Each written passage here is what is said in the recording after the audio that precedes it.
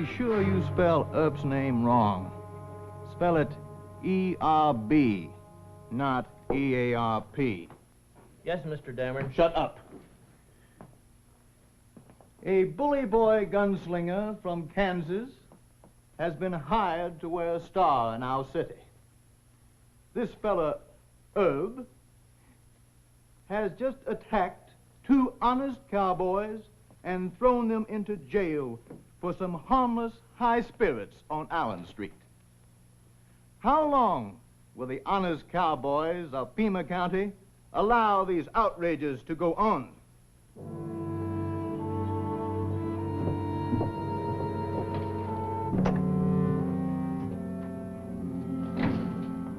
Mr. Cameron? My name is Dameron. Can you read or spell? Very well, Mr. Dameron. My name is Earp, E-A-R-P, not E-R-B. And for your information, these honest cowboys were Clanton men. They got drunk and shut up Allen Street. I'm not afraid of you and your guns. I'm a newspaper man, and I'll tell you something. Go ahead. Those cowboys got drunk on puka. You know what puka is? Yeah, it's a Mexican drink. Yes. And this newspaper happens to know that sutlers from the Indian Bureau are peddling the stuff. 2 of them are over in the Mexican Quarter. Well, I didn't know that. You know it now. And I'll catch up to them. That's my job. And someday your lies are going to catch up to you.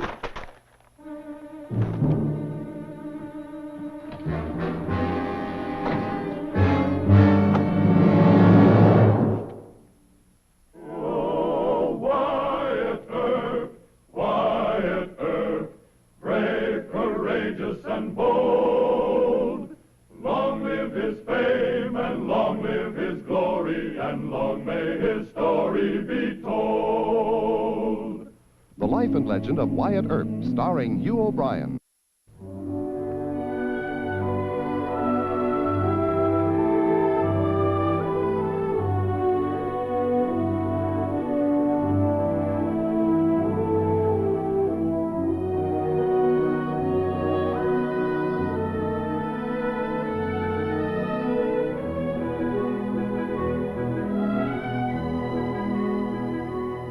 Tombstone had 2 newspapers, the Nugget and the Epitaph.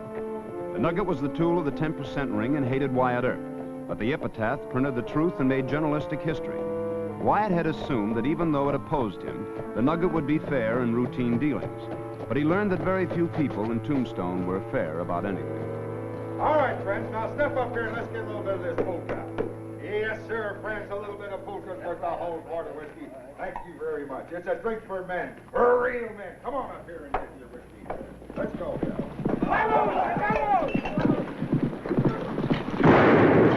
Hold it. Hand up a cup of that.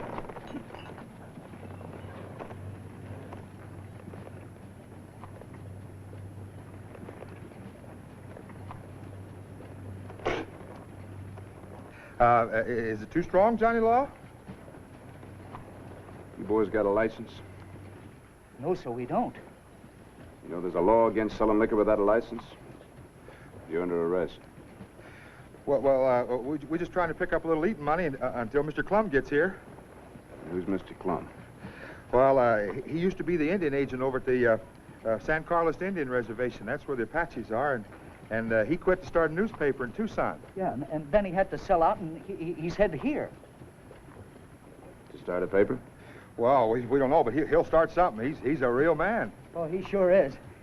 Me and Shorty figure he'll get us jobs here. He's a newspaper man, huh? I'd kind of like to talk to him before he hits Tombstone. Oh, well, me and Dave, we know the trail real good. We can show you. Oh, we sure do. You boys are still under arrest, remember? Well, guiding you is a lot better than sitting in jail, right, Shorty? That's right, Dave. You boys got horses? Oh, yes, sir, we do. Oh, we got 2 of them. Let's go. Hold it. Leave that here.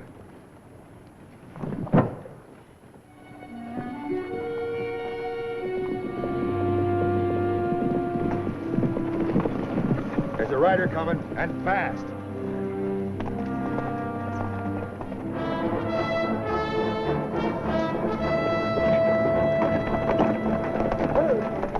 Mr. Clum, howdy. Shorty. Hey. Marshal Earp, this here's Mr. Clum. Howdy, Mr. Clum. How are you, Marshal? I could talk to you for a spell. Why don't we sit a while in the shade? All right, Marshal.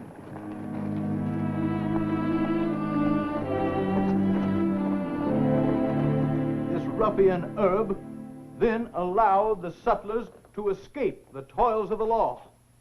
In fact, he was last seen riding the Tucson Trail with the puka peddling miscreants. Puka peddling miscreants. Good. Anyway, that's about it, Mr. Clum. Selling liquor without a license, only a misdemeanor, but the Nugget will blow it up into a big holler and try to embarrass me. Yeah.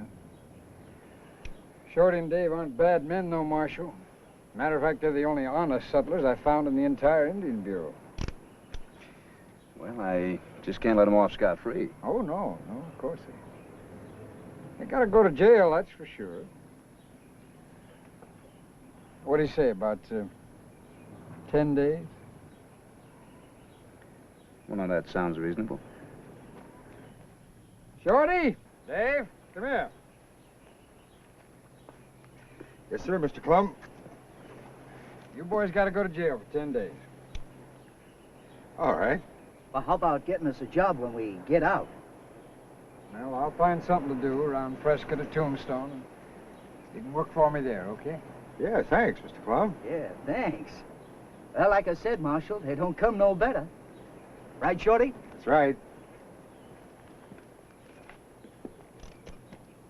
You know, Marshal, I still don't know why you want to do battle with that bunch of pirates in Tombstone. Why did you? Don't you know that half the Arizona Territory is in the hands of renegades? I'm beginning to find that out. You ought to try printing an honest newspaper sometime. Like I did in Tucson. They almost busted me. Well, the 10% ring in Tombstone isn't quite that powerful. Powerful enough. Old man Clanton's a local boss. Did you ever meet him? Several times. Or didn't he scare you? Mr. Clem, if a lawman doesn't live with fear, he sold himself out. Now, what we need in Tombstone is a real frightened newspaper editor. Well, I'm frightened enough, Marshal, but no thanks. I've served my time. Well, all I ask you is to take a look at one issue of the Nugget. Fair enough. No newspaper can be as bad as you paint that one to be.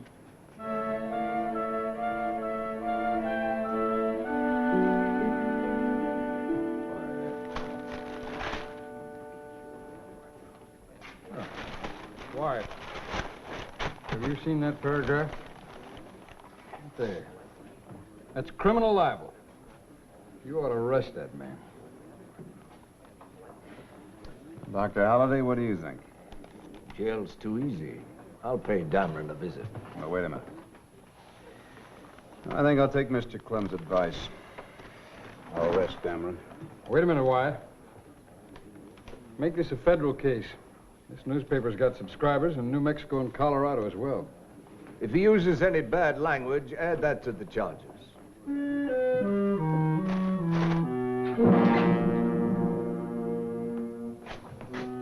Go on. You made the mistake of your life, young man. Won't be the first time.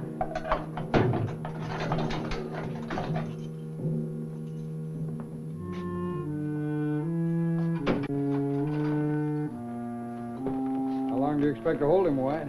Not long. His lawyer's late now.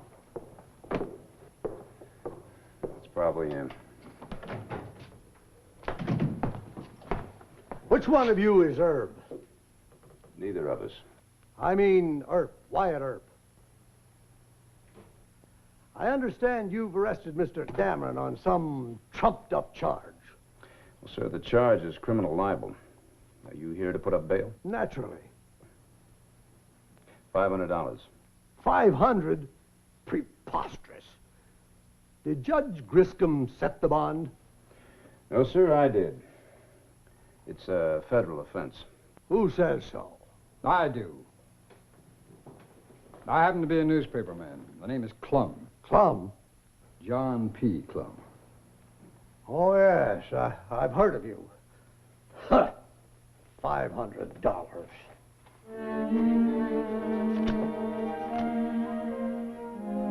Furthermore, you have attacked the sacred freedom of the press. You think this is going to hush me up? Look, I will speak and I shall be heard. Horace Greeley said that first. And as for you, Drum or Plum... The name is Clum. Well, whatever your name is, you probably think you can start a newspaper here. Well, I dare you. I defy you. The Nugget will put you out of business in 2 weeks. 2 weeks, sir. Mr. Dameron, it's late. Easy, Mr. Clum. You just start another paper and put him out of business. Oh, Wyatt, I couldn't raise the necessary capital.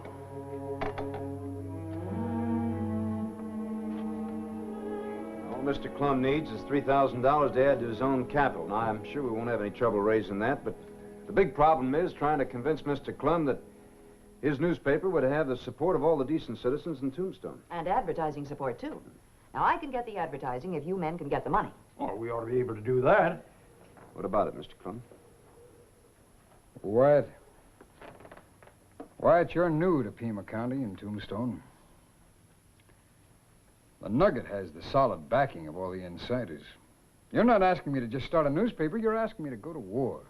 Well, I'm in it myself, sir. Yes, I know, Wyatt. Mr. Clum, listen to this.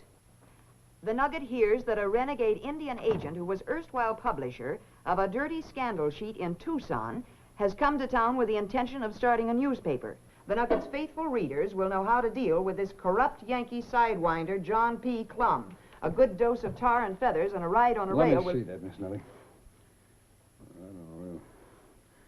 This is incitement to riot. Wyatt, you ought to arrest this man again. All right, Mr. Clum. I'll arrest him again. If you agree to start another newspaper.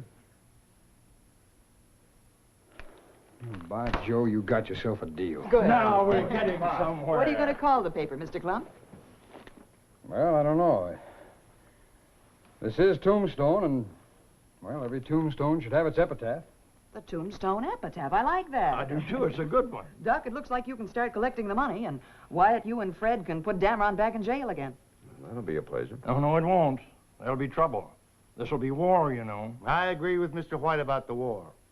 Who's going to enlarge my hospital? Hire me an assistant. Well, the Citizen Safety Committee. Wells Fargo. Miners.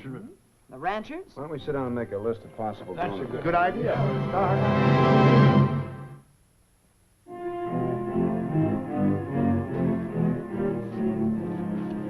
Boss says to give you 100 for advertising in the new paper. Good. I knew we could depend on Gagan. Well, waste of effort if you ask me. How's that, Jim?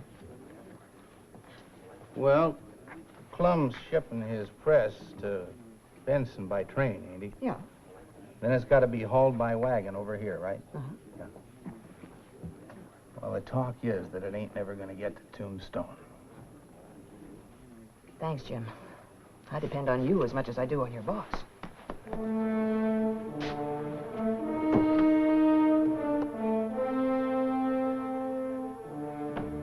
checked Nellie's tip.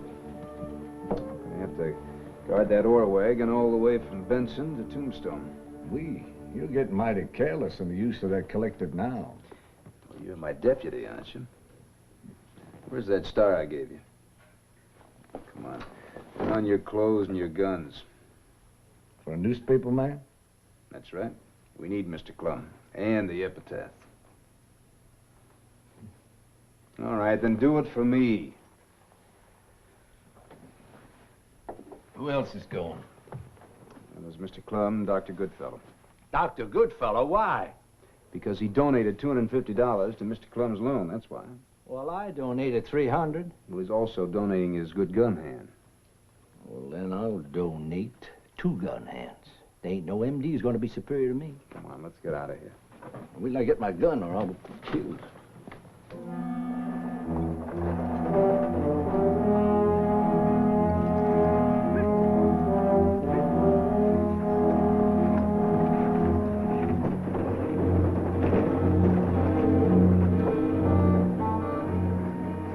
old printing press. Ain't nothing but the driver and his whipping boy. This ought to be easy. Think they've got a whole newspaper shop loaded on that wagon? Uh-huh. Old man Clanton said break it up. Good. All right, boys. Let's go get it.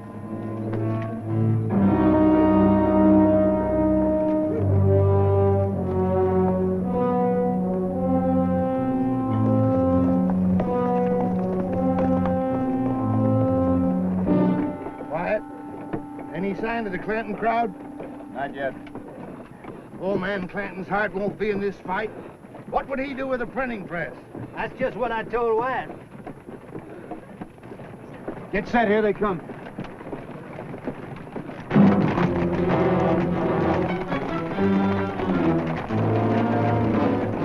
Remember, we let them stop the wagon and dismount. Then we shoot low to stampede their horses.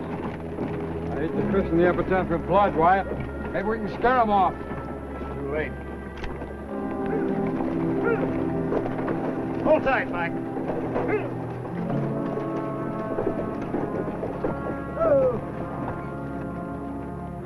We just want to bust up your freight.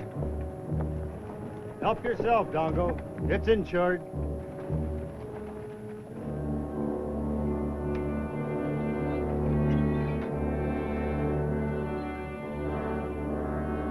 Now.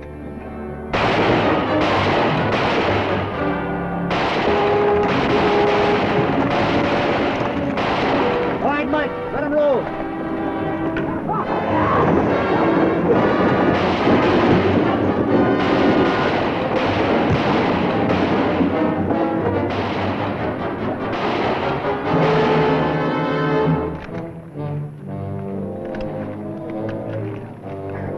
Round up the horses, boys. We'll finish this in Tombstone.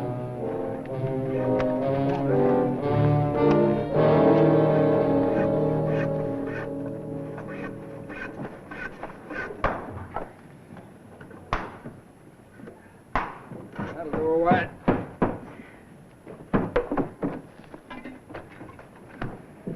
Well, it'll have to do. Not a man in Tombstone had nerve enough to rent me a building.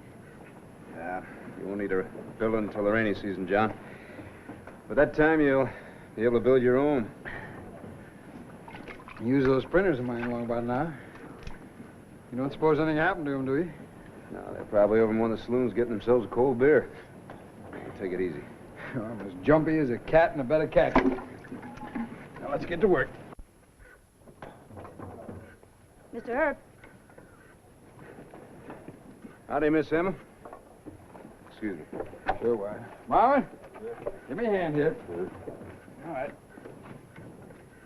I haven't seen you since the day at the ranch.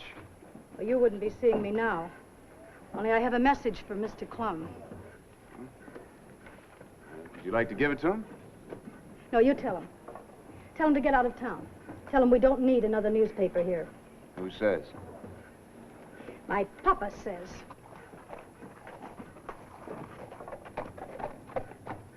That does it, Marv. Thank you.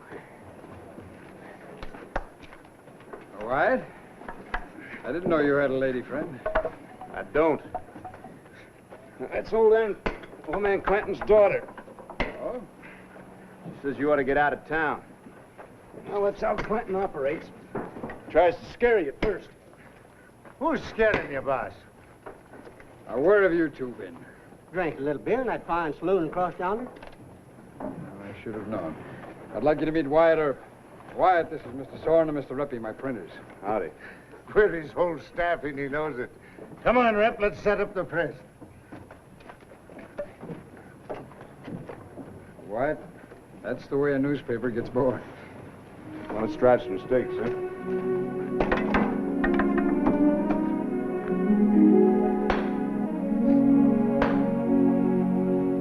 This mule knocked the fella down, stole the carrots, and he had to chase him all the way back to town.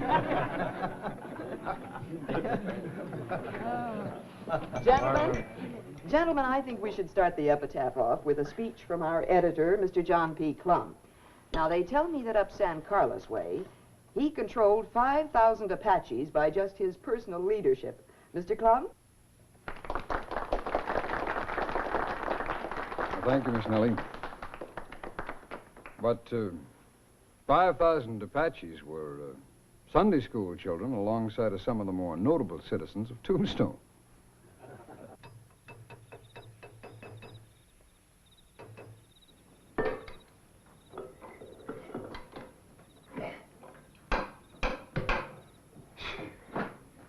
There's no justice, Rep. We gotta stay here while the boss has a good dinner over at Nellie Cashman's.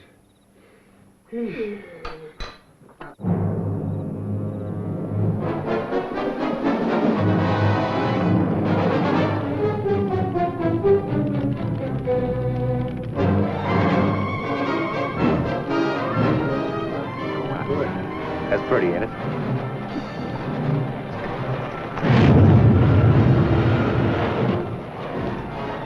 Let's get out of here.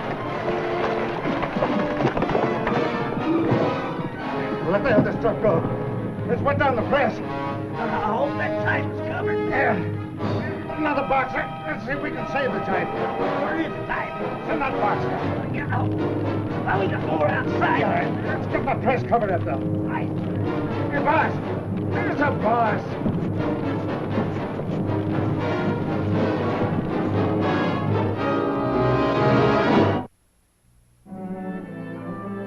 She's all ready, boss. All right, Mr. Rippy. Let her roll.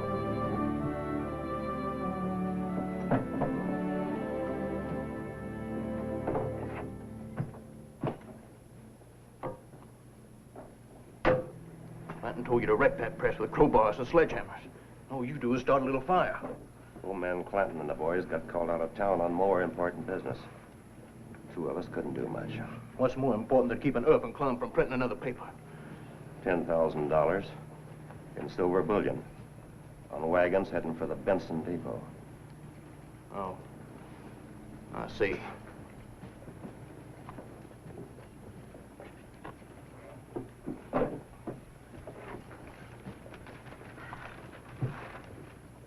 The ink's a bit watery, boss. But here's the first copy. Thank you, Irish. Wyatt, would you like to see what I was writing last night? I'd be glad to. Truth crushed to earth shall rise again. The eternal years of God are hers. But error wounded, rise with pain and dies among his worshippers. That's lovely. If the Tombstone epitaph must someday end publication, its editor hopes the last word spoken of this newspaper shall be, it told the truth. Yes, in spite of suppression, terror, and death, we would wish that men remember the epitaph tried always to tell the truth. To earn such a memory is always difficult. Truth is often concealed, twisted, tormented, and denied. But the epitaph pledges that from now on... Wyatt. Yes, sir. I just turned those settlers loose. Their time was up. Well, Dameron and a couple of gunslingers grabbed them in the birdcage bar. I'll handle it. You stay here, sir. Let me see that first edition. Ah, that's beautiful. Beautiful. You men knew Clum at the San Carlos agency. You worked hand in glove with him. What do you mean by that? He was a thief. He stole money from the government and from the Indians. Well, that's a lie. Right, Shorty? That's right. He quit because he wouldn't stand for the graft. I'm not arguing with jailbirds. You sign these affidavits or you take what's coming to you. Let me see it. Well, that's a parcel of lies. It sure is, and we ain't gonna sign it. Right, Dave? That's right. It's your decision. All right, boys. Work them over.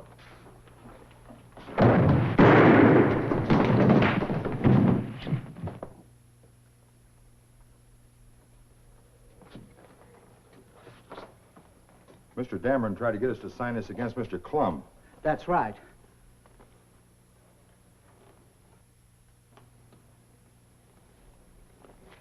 All right, Mr. Clum's waiting for you boys to go to work for him. Gee, thanks. Yeah. Now, see here, I've got some rights. Take your hands off me. I've got rights of my own private. Oh. Now, you print that in a nugget.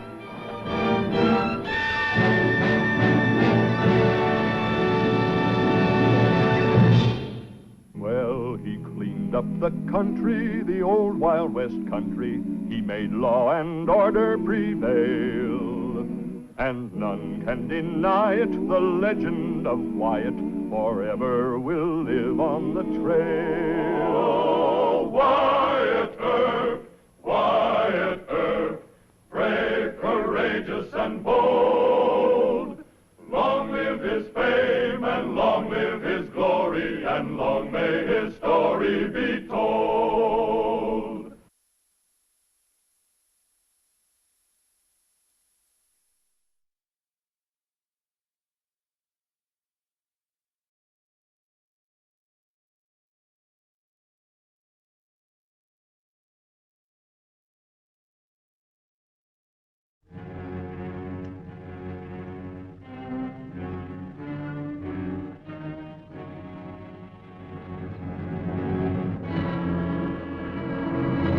Whoa, Papa, now cool down. Hush up.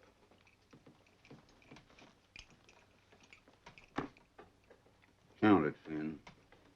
Count it! I'm so plumb mad I can't see straight. $2,000. That's for you all boys. But you gotta kill Shotgun Gibbs first. Right here in Tombstone? Right here, and I'll tell you where he is. He's over in Pat McGeehan's livery stable. Are you sure? He's in there, currying that mule. One more thing. Kill the mule, too. We'll get them both, Papa.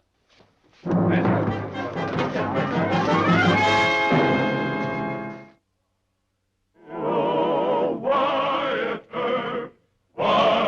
Earp, brave, courageous, and bold. Long live his fame, and long live his glory, and long may his story be told. The Life and Legend of Wyatt Earp, starring Hugh O'Brien. Wyatt Earp helped John Clum start the Tombstone Epitaph because he wanted an honest newspaper. His next move was to try to elect an honest judge. Wells Spicer, lately arrived from the East, was chosen to run against Judge Griscom. And since Griscom was allied with the Clantons and with the infamous 10% ring, beating him at the polls would not be a political fight. It would be a battle with fists and guns, for which the term dirty politics was too mild a name.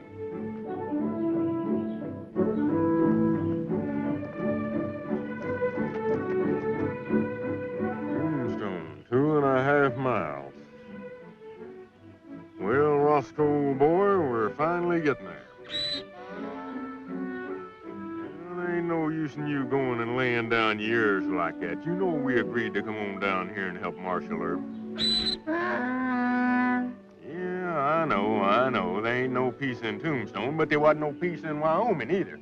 So, by George, you just behave yourself and get on along there. Don't give me no more of your trouble. Oh, go down, Roscoe. Not too close. Roscoe don't like strangers. You call that Canon Roscoe, friend? No, friend. Roscoe's my mule. The 10 gauge ain't got no name. He ain't as bad as he looks, Hank. How'd you like to earn $10? What doing? Voting 10 times tomorrow. Who for? Judge Griscom. Ask him, does he know how to vote? Yeah, you just asked me an insulting question like that, and the 4 of us are gonna tangle. 4? Yeah, me and my mule. He's better than a strong man in a rough and tumble. Bites and kicks harder. Sure. How about it? You want to earn that $10? Well, I ain't got no objection to voting 10 times, but I ain't even a resident of Tombstone. Well, here are your credentials. Title to a city lot and a hotel bill at Nellie Cashman's. We think of everything, friend. Is that so? Well, there's one thing you ain't thought of. What's that? The $10. Well, how do we know you'll vote? No, that's all right. Never mind. Here's your $10. Well, I'm much obliged to you. Let's go, Roscoe.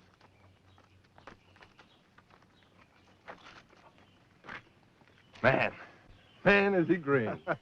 Just the way we like him.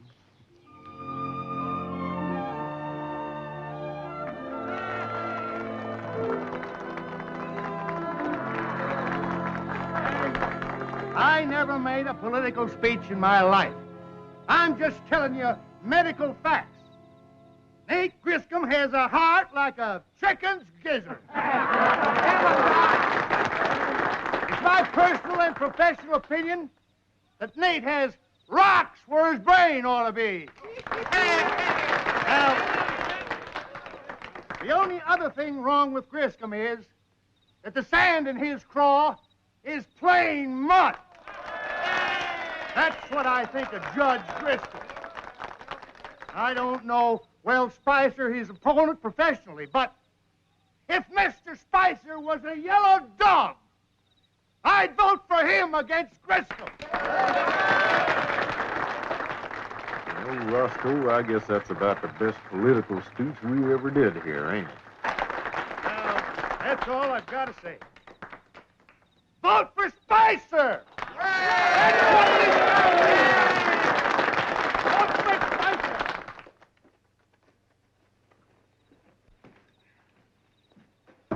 Shotgun. Hello, Wyatt. Shotgun, good to see you. It's good to see you. Roscoe, how are you? Best mule in the whole world. Mind if I kiss him? I sure do mind. I don't figure it'd be too manly either of you. I won't kiss you, but it sure is good to see you. Oh, it's good to see you, Wyatt. Listen, you got an office around here so we can talk a spell? Inside, come on. Well, that's about it, Wyatt. I took a bribe to vote 10 times for a man whose heart looks like a chicken's gizzard. I guess I'd better go look up them scamps and give them their $10 back. No, sir. How's that? Mr. Gibbs, there are 10 precincts in this town. I want you to take that money. I want you to vote for Judge Griscom in each of those 10 precincts, just like they want you to. Yeah, just hold on, boy. You ain't changed, have you? Well, little. See, Tombstone's a lot rougher town than Dodge City ever thought of being. I'm up against a sizable crowd of outlaws here. Them Clantons? I told Roscoe that when I heard you had pinned on a star. Speaking of stars, where's mine? It comes after the election. We're trying to get a crook off the judge's bench. What do you want me to go down there and vote 10 times for Griscom for? If they're going to play rough, we're going to have to play rough. I want to try and catch Clanton and Judge Griscom in an election fraud. You hang on to that phony title and the hotel bill. We'll need them later. Oh, I get it. I'm going to be your stool. Is that it? Well, I hope it works out that way. It really won't be illegal. I'm swearing you in as a special deputy. What about Roscoe? He had his supper? That mule can wait. I ain't had my supper. Mr. Gibbs, the big battle starts tomorrow, and I don't want you to be a marked man yet. You're going out the back door to Nellie Cashman's hotel. I'll take Roscoe on over to the stable. I told that mule, I said, oh, Wyatt's going to be in trouble, I said. Well, that's all right. Trouble's better than peace. Because it still proves to me you're your own man.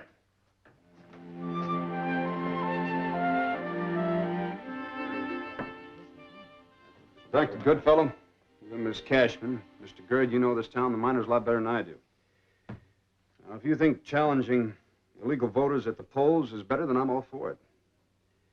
But I think the best strategy might be let Clanton, Griscom think that they're stealing the election and then get them for it. Wyatt, excuse me, but Spicer isn't here. You don't suppose he's been bushwhacked, do you? I'll let Dr. Goodfellow tell you about that. Well, Spicer has ethics. He wouldn't beg votes for a judicial office. Oh, I see. Yeah, he's a good man. Well, I just hope that you and Spicer know what you're doing, Wyatt. I won't order my miners how to vote, you know. Well, I think Wyatt's right, but I think we ought to put the matter of tactics to a vote. Let's have a vote. All those in favor of watching the polls, raise your hand. All those in favor of Marshal Earp's plan? Aye. Aye. It's unanimous. Good. We'll let the Clantons stuff the ballot boxes. Since Miss Nellie Cashman is our election clerk, she'll have possession of the boxes. There's one other thing, Dr. Goodfellow. The election judges, they should know every person that's entitled to vote. Who are the judges? Well, Mr. Gerd, me. Well, that's fair enough. Well, then, gentlemen, I move that we adjourn. Good. Good night. Good night, Wyatt. Good night. Thank you very much. Good night, Miss Good Nellie. night. Good night. Wyatt, you know those Clantons aren't going to let us count those ballots without a row. Well, Dr. Holliday and Mr. Gibbs and I, we've kind of thought about that. Excuse me, Roscoe's done already ate, and I ain't. Oh, I'm sorry, Mr. Gibbs. Wyatt, you take him in the dining room, and I'll go roust out the cook. Thank you, ma'am. Sure is a nice lady, ain't she? Yep, she sure is. Even the outlaws trust her. Oh, Mr. Clanton, sir. Welcome to the Nugget office. Evening. How many votes we need for Judge Griscom? Well, I'd say 500 extra would do it. 500? Yes, sir, Mr. Clanton, to be real safe. All right, 500. Would you like to see the editorial I'm running? No, I'm too busy. All right, sons, let's get at it. All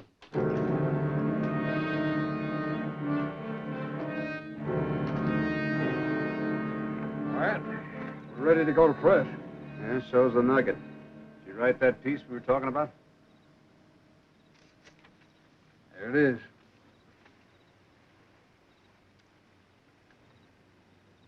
This is fine. The people need to be warned about election fraud. It is a felony. Well, I don't think that'll stop the Clantons, Wyatt. You think we stand a chance? This time, yes.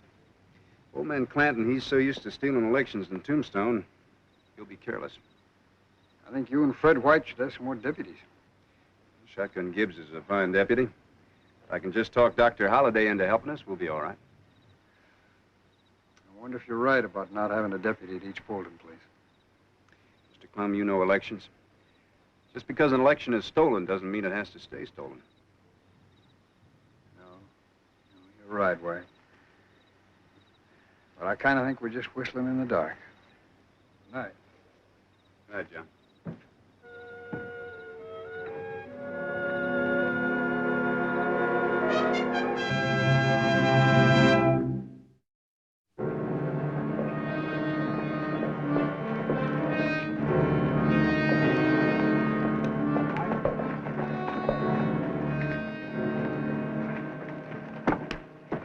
Here, Judge Griscom's court orders appointing 10 of you election judges, 1 to a polling place. Well, the rest of the boys be here, Papa. Well, I told them to drift in 5 or 6 at a time. You, Finn. Yes, Papa. You keep an eye on Herb and see he don't come snooping around. He'd better not. You go with Finn. He might need help. Sure, Papa. Well, let's go.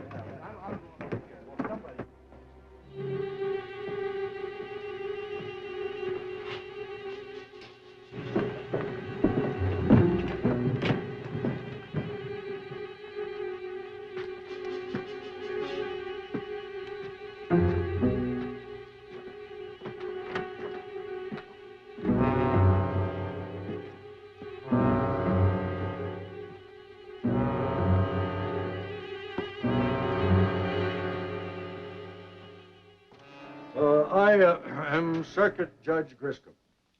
Why, sure, Judge. How many ballots you want? Just one, young man. Only one? How's the election going, Judge? The people will speak, sir. I hope you voted for yourself. That, sir, is impertinent.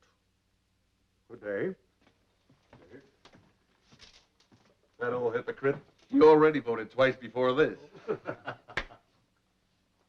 Here you go, Doc. You're doing fine now. Just one more great big gulp of coffee. Go on, drink it up. No, sir.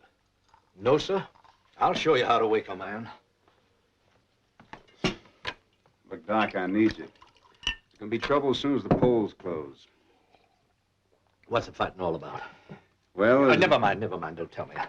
I'm practically ready. Let's go find the shooting match.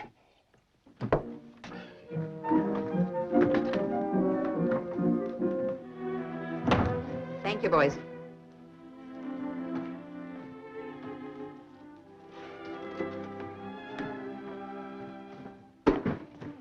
Well, this is the last one, Miss Nellie. Thanks, Dick. I'll sure be glad when this is over. Me too. Count doesn't start until after supper, you know. Look, maybe you better go get Wyatt Earp. Oh, shucks, Miss Nellie. Nobody's going to come in here and bother these ballot boxes. All right. All right, boys, pick him up.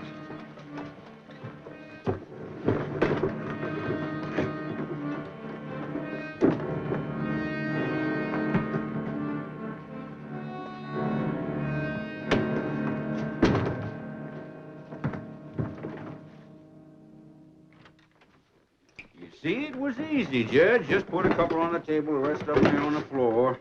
Now, you just appoint me special ballot counter along with Tim Riley there. Well, didn't Earp try to stop you?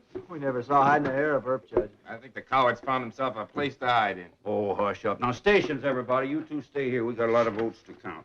Get at it.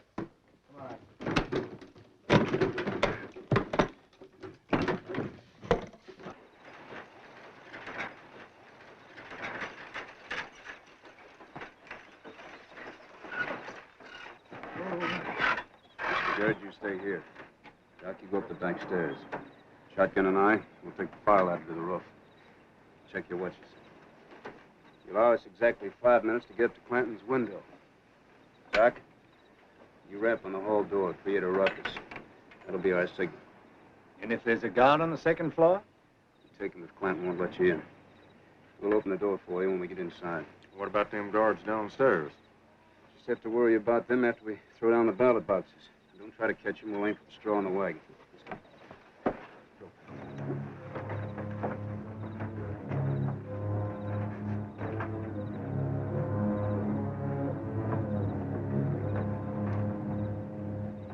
You got them all open, boys? Yeah.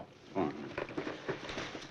Ooh, there's too many to count. We just make a rough estimate. Well, now, wouldn't it look better if we had an accurate count, Mr. Clanton? Well, what do you care how it looks? Clum's papers say we stole the election anyhow. See, I figure about 89 ballots for Griscom and maybe 14. That's enough for Spicer in this precinct. Who is it? Doc Holliday. Well, this ain't no poker game, Doc. Go away.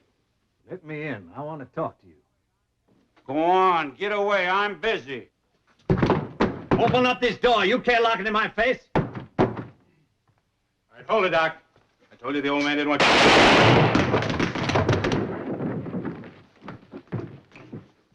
Open the door. Drop him. Let Doc in. I don't want any more shooting.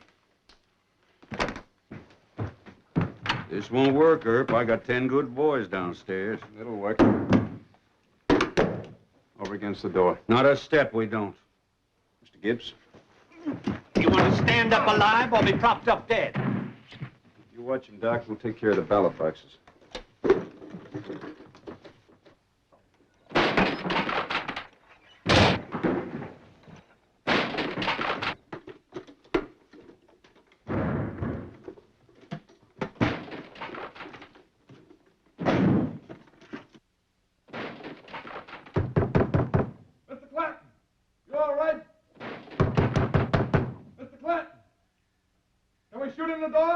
No! Get away! We're standing right against it!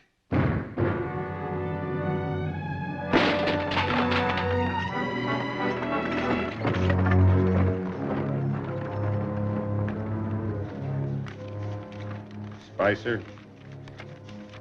Spicer. Griscom. Spicer. You know, Wyatt and Mr. Gibbs should be back by now. They're taking old man Clanton and Griscom to jail. Well, Spicer is the man who ought to be here. He'll be riding in any minute now. Let's finish checking these ballots against the vote list. Griscom. Spicer. Court will rise. Circuit Court, Pima County, now in session. Judge Spicer presiding. Marshal, bring in the prisoners. Yes, sir. Bring him in. All right, boys, march right in. Mr. Clanton, you'll take off your hat, sir.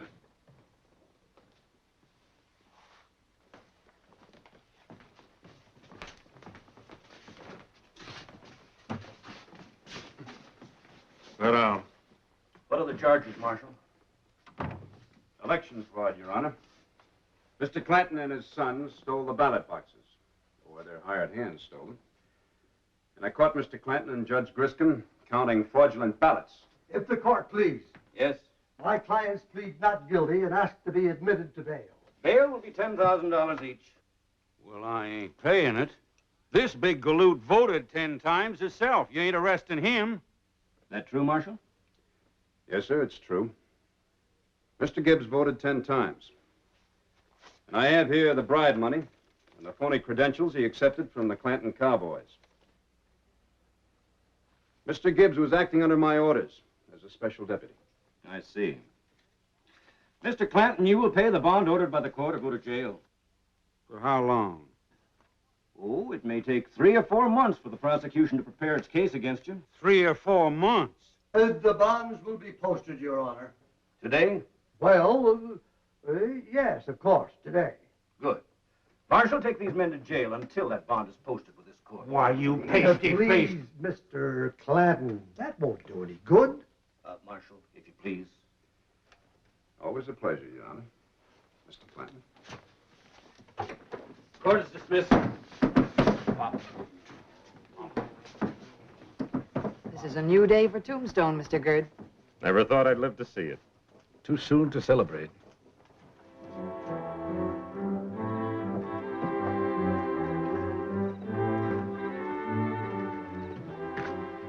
A stable of water, Roscoe. Oh, I always tell Roscoe good night, Rod.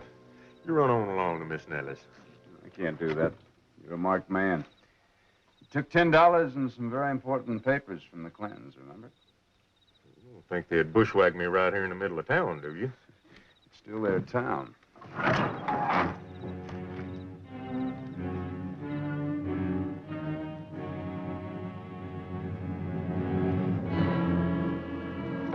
Whoa, whoa, Papa, now cool down. Hush up.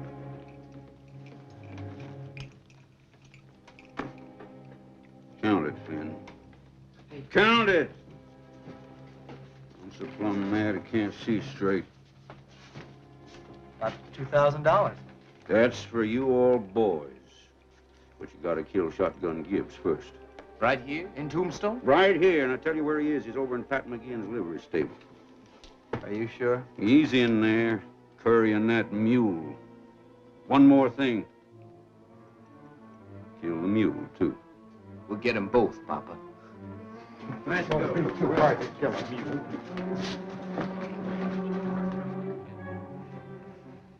Now, that ought to make Roscoe real happy. Now, let's move. There's setups in there. Sure jumpy tonight. Here, hold these. Get a little more hay for Roscoe, and I'll be right with you.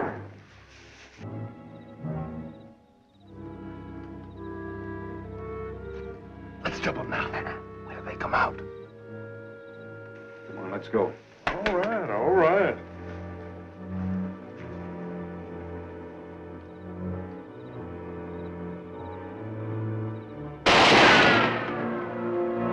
You fool! Now we'll have to smoke them out. All right, come on, let's get them.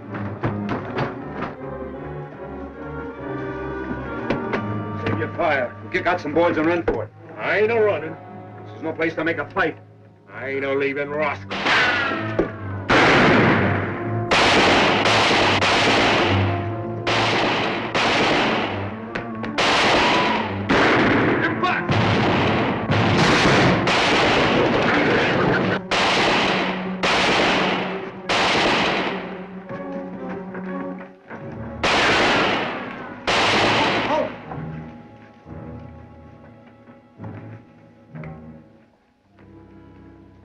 They'll come out of there. Or burn alive. Don't make a move, any of you. All right, drop your guns. Put up your hands. You two, come on. All right, pick up these men and take them over to Dr. Goodfellas. This one's dead. Take the others. Now move!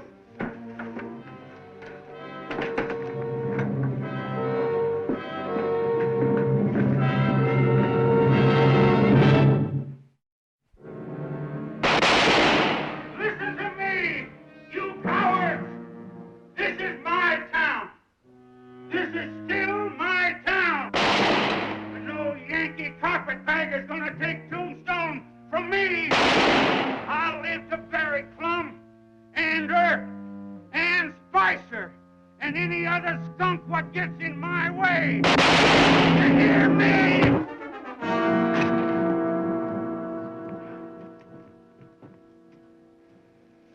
Want me to take him back to the lockup, Judge?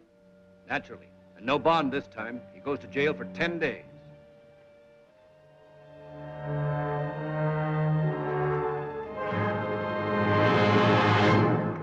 Well, he cleaned up the country, the old Wild West country. He made law and order prevail. And none can deny it, the legend of Wyatt forever will live on the trail. Oh, Wyatt Earp, Wyatt Earp, brave, courageous, and bold. Long live his fame, and long live his glory, and long may his story be told.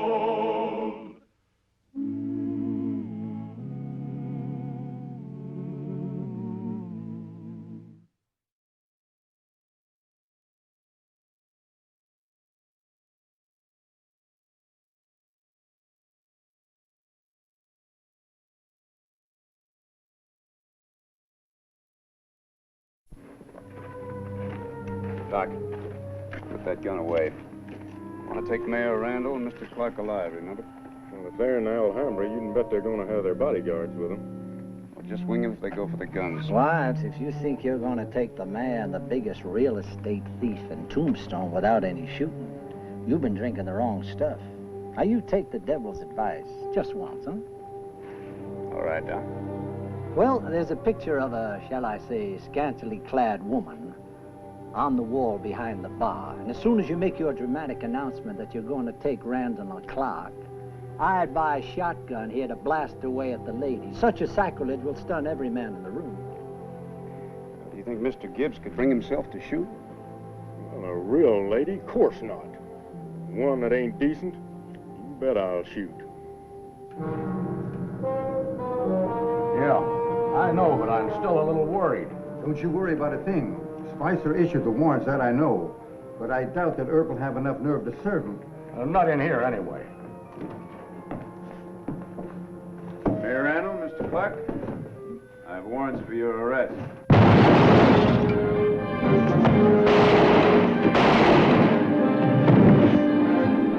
All right, gentlemen.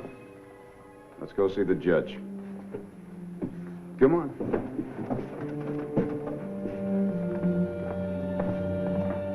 Mr. Gibbs, you handle those boys.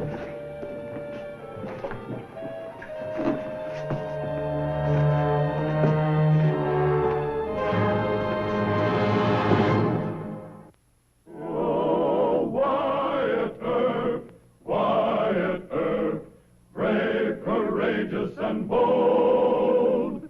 Long live his fame, and long live his glory, and long may his story be told. The Life and Legend of Wyatt Earp, starring Hugh O'Brien. Wyatt had only an honest judge and a good newspaper, the Epitaph, and the Citizen Safety Committee backing him in Tombstone. They were steadily outmaneuvered by a gang of political boodlers known as the 10% Ring in Tucson. But Wyatt refused to believe the weight of the odds against him. You can't fight City Hall, as any politician will tell you, but Wyatt was going to fight if it cost him his life. The court will hold you both for trial.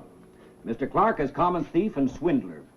Witnesses have testified that you sold them vacant lots that had already been sold to other buyers. The official complaint will be land fraud. Order! Order in this court!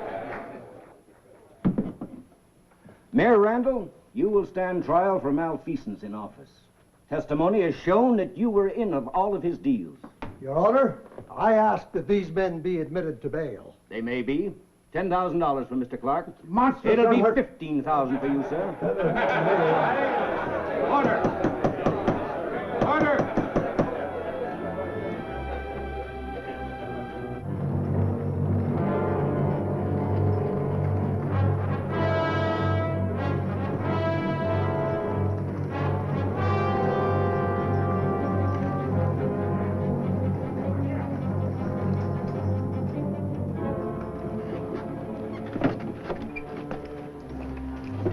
You stay here, Finn. I'll do the talking. Now, Papa, you cool down first. I traveled 90 miles to get to Tucson to speak my piece, and them political varmints going to hear something. You put your hat on. You're growed up now.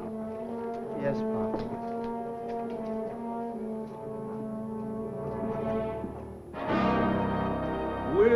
and hold the tombstone right now. Earp's got himself a newspaper run by John Clum. He's elected a dude judge named Wells Spicer. Now, what are we paying you 10% for? To get rousted around?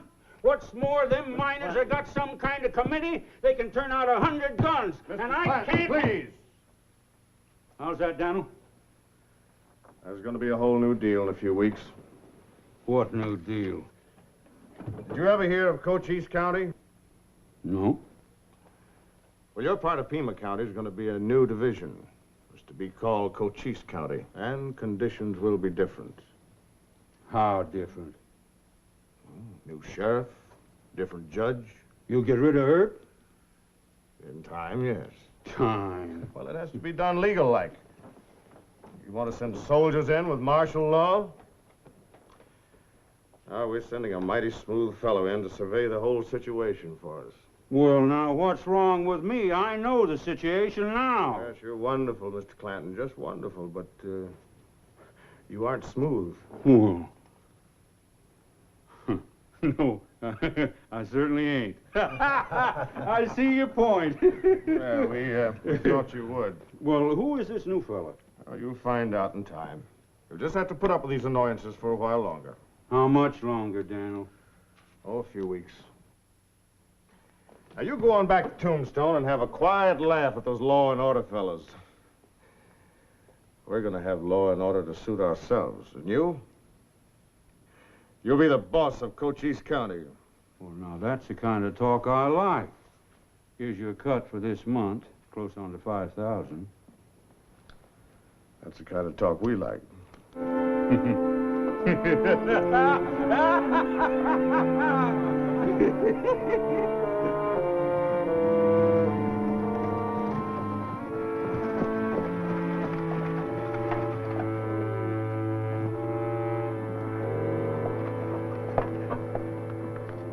I want you to unload the luggage, then stable the horses, Charlie. Yes, sir.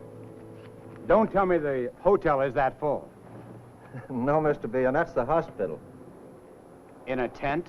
It's the best Miss Cashman can do. Shocking. I'll have to see what I can do. If you could, it'd sure be welcome, Mr. Bean.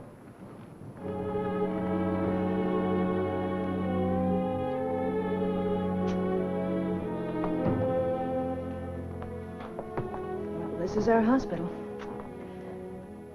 Mine accident at the Lucky Cuss. Shaft caved in. Can't the mine owners do something about a real hospital? I talked about it, but that's all. I'm assistant to Governor Fremont. I might be able to do something about a decent hospital. Mr. Bean, let's discuss this further at dinner, shall we? Be my guest, won't you? I'd be delighted. Fine, shall we say 6:30? 6:30. See you then. Take it easy, Jim.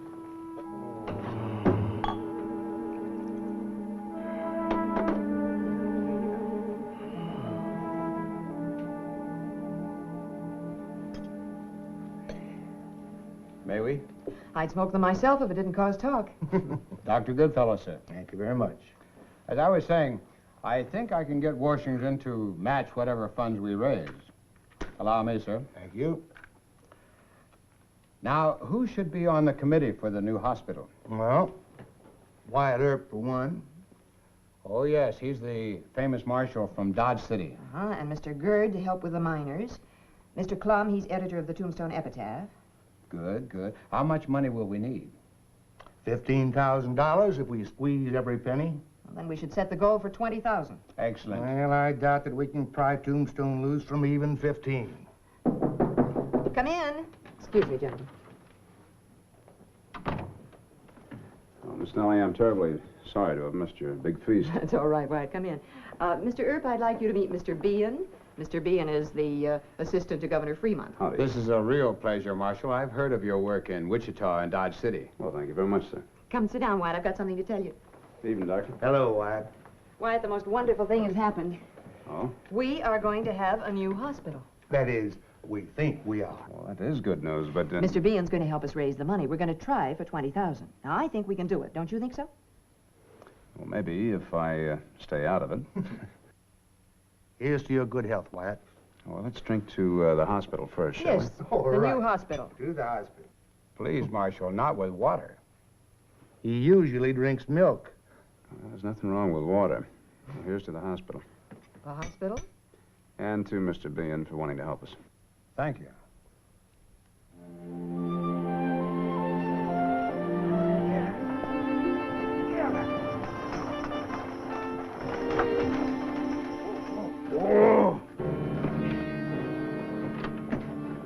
Papa?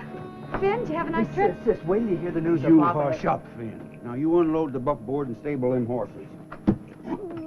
Well, now, what's that for? I'm just glad to see you back safe and sound.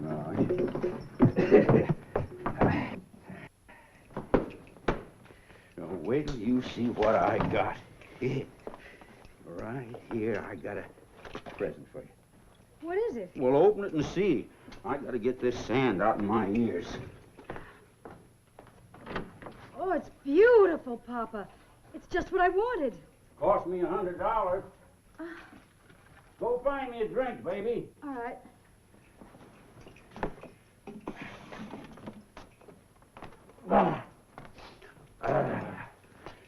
We're celebrating, Emma. You reckon you can keep a secret? Uh-huh. Well, the boys in Tucson give me more than I asked for. They're gonna whack a whole new county out of Pima. A new county here? Yeah. It'll take in Tombstone and maybe 10,000 square miles. The only thing I don't like about it's the name. Cochise. I don't like nothing about that name. Now, who's going to boss this new county? They're sending a real smooth fella to work with me. Of course, we'll elect some scallywags to hold office, but your papa, he'll be the boss. Tried to get him to name it Clanton County. You know what they said? It'll make folks jealous. Well, go on, put your watch on and see what it looks like. It'll go real good with this dress. See, Papa? They'll really notice this in town, huh? Now, daughter, you stay out of town. Things are really going to be popping there. Spicer and Clum and Earp, that crowd, their days are numbered, sis. Now, just how do you plan to do that? Well, elections first, maybe. But I aim to take care of Earp myself. You mean bushwhacking? I ain't decided. Not while he wears a star, Papa. He won't be wearing no star. Promise the boys in Tucson to take it slow and easy. Yes, sir. When you're the boss of a whole county, you have to do things legal, sis. I figure to wait until we get that badge off of him, and then we'll make it look good and legal. You'll still be a U.S. Marshal. U.S. Marshal? Hey, I plumb forgot about that. Well, maybe we'll still have to bushwhack him, sis. Papa. Here come Finn and Ike. You get some rest, Papa. The food will be on soon.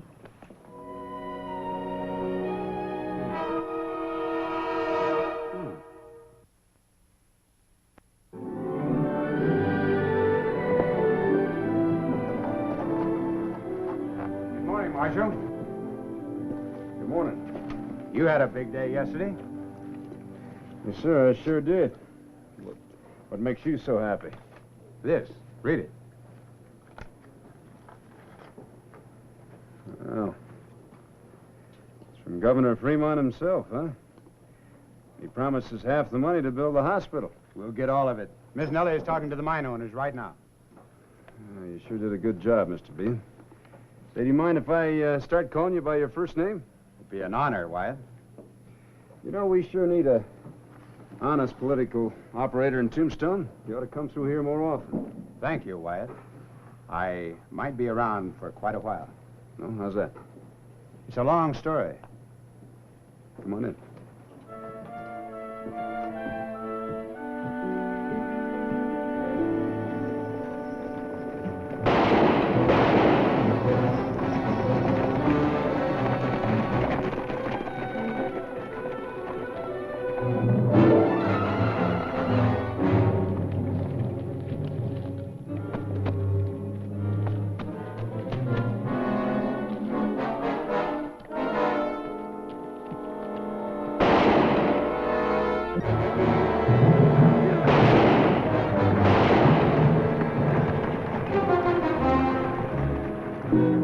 Going to divide Pima County. Tombstone will be the new county seat for Cochise, and you can be the sheriff if you want the job. Well, I don't know that much about politics. How'd you find out about this? The Tucson people had to clear it with Governor Fremont. I was at his elbow. How about the sheriff's job? They'd never elect me, Johnny. Well, I'm an outsider. I could get you a temporary appointment. That would give you an opportunity to make a record with the voters. The trouble with you, Wyatt, you just don't think politically. You mean I arrest the wrong people? No, no. But the way you handled the mayor, for instance, they tell me you humiliated him. Well, maybe. Not that I hold with grafting. But a man in public office shouldn't make any more enemies than is necessary. Well, how would you have handled it? Simple. I would have picked them up separately and at night. Oh, I'd still have to bring him to trial, Johnny. But of course. And then... Marshal! Marshal! All right, don't gabble. Help me get him down. He did? Yeah, they jumped us 9 miles out of Tombstone. But I recognize them. They raised their masks to get some air. Are you Wyatt Earp? Yeah. Well, just go out to the Charleston Roadhouse and look for Pony Deal. Clanton men? You better take a big posse. I better see Doc Goodfellow. Come on, we'll find him.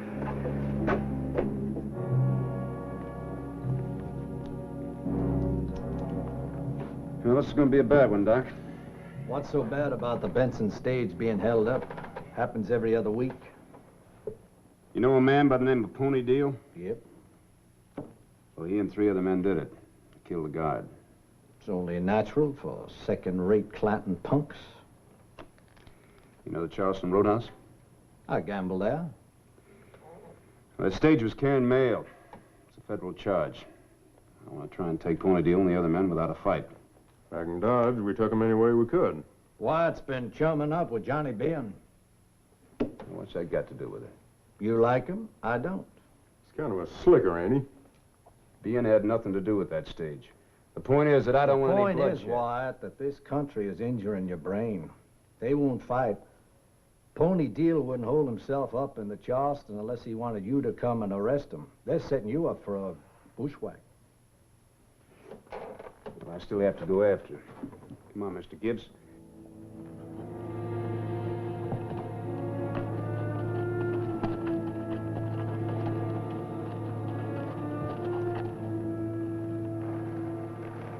Shotgun, you wait till we get set, then you lead the horses away.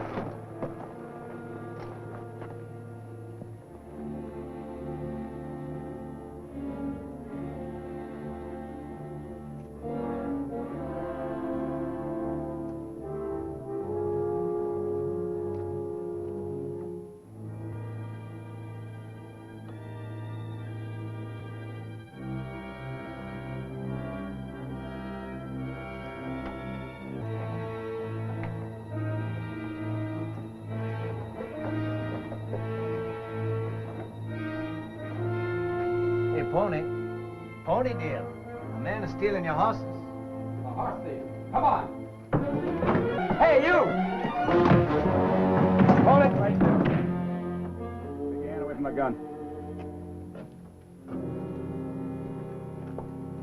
Move out here.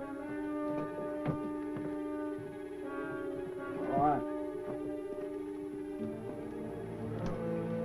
Come up here. Get on your horses. Move along, boys. Try and talk some sense into his thick head, Doc. He won't get 10 miles in Clanton country. You ought to be hanged, Pony. What for? Just because I gamble with you don't signify. A thief with any decorum would have hid out in the brush for a few days. Come on. Old man Clanton knows these parts a lot better than you do, Johnny Law. Dr. Holliday is guiding us. He don't know these mountains like he knows cards. So get on your horse. All right, all right. I'm only trying to save Doc. He's into me for about $90. Doc, you'll save money this trip. Yeah.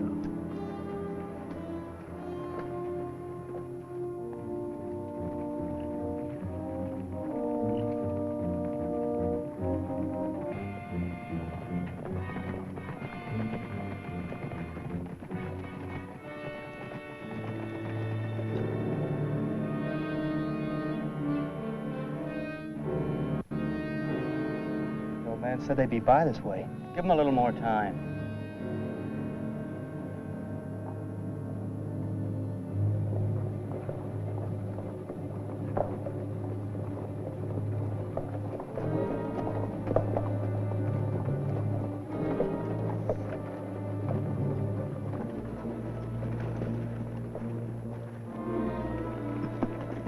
Hold him, Doc. Mr. Gibbs, order the prisoners and the horses. I want to do a little scouting.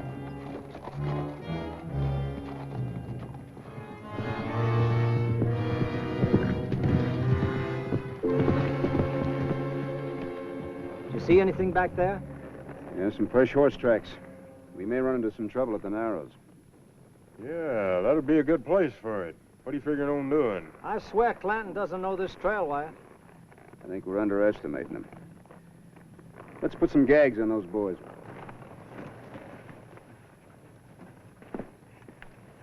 Bend down here. Put your head down.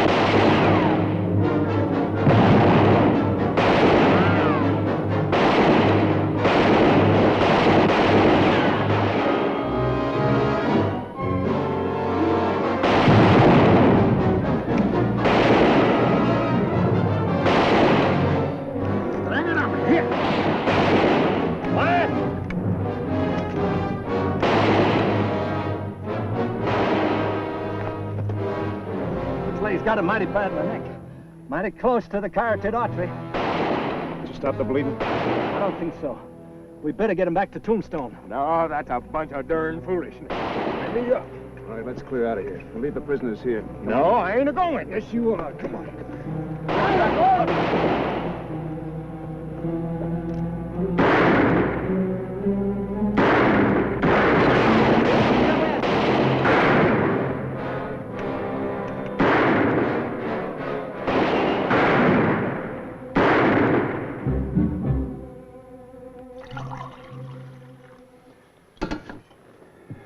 Not too much of this now.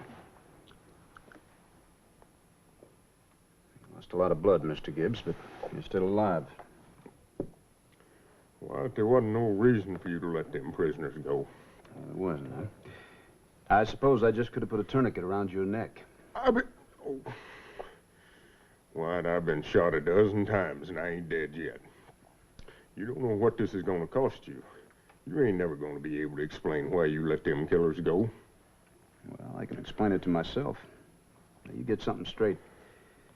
I wouldn't trade your ornery hide for all the hoodlums in Arizona territory. Thank you, boy. No, don't thank me. No, sir, if I'd have lost you, Roscoe would have kicked me all the way out of town. Star or no star.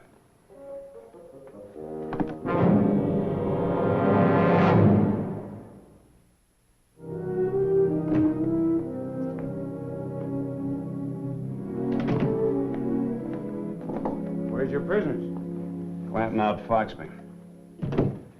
He had an ambush planted on the least likely trail to Benson. You had to let the prisoners go? That's right. Shotgun was hit bad. He's over in the hospital now.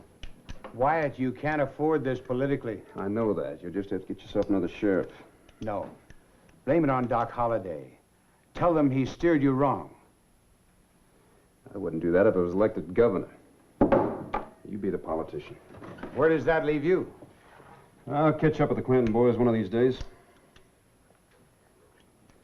What's the matter?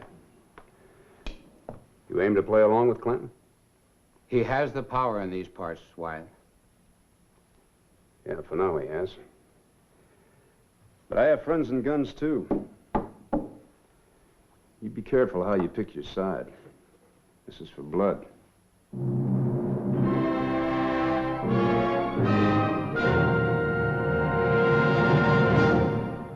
Well, he cleaned up the country, the old Wild West country. He made law and order prevail. And none can deny it, the legend of Wyatt forever will live on the trail. Oh, Wyatt Earp, brave, courageous, and bold. Long live his fame, and long live his glory, and long may his story be told. Long may his story be told.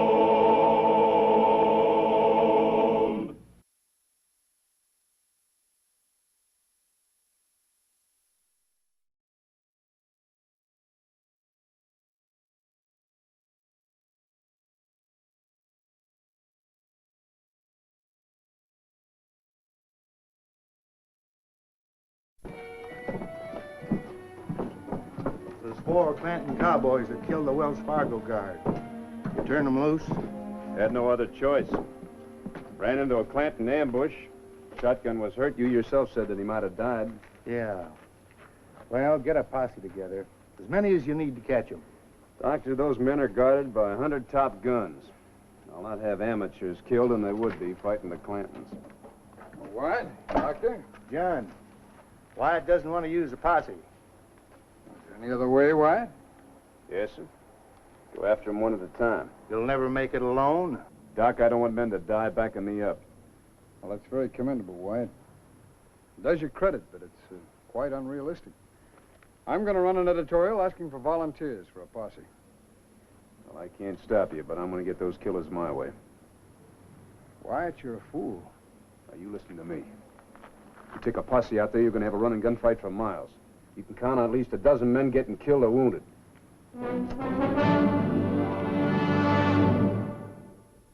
Oh, Wyatt Earp, brave, courageous, and bold.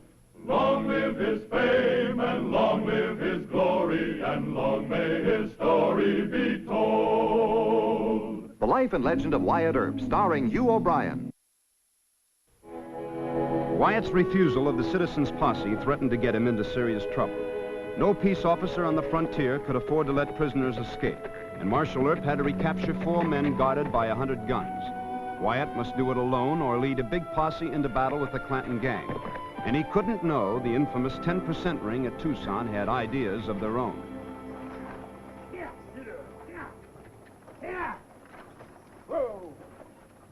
You haven't told me the idea yet, Ben. Drag a man all the way to Tucson. You'll be told, Mr. Clanton. Dan Pretty and the boys are waiting. They want to talk to you first.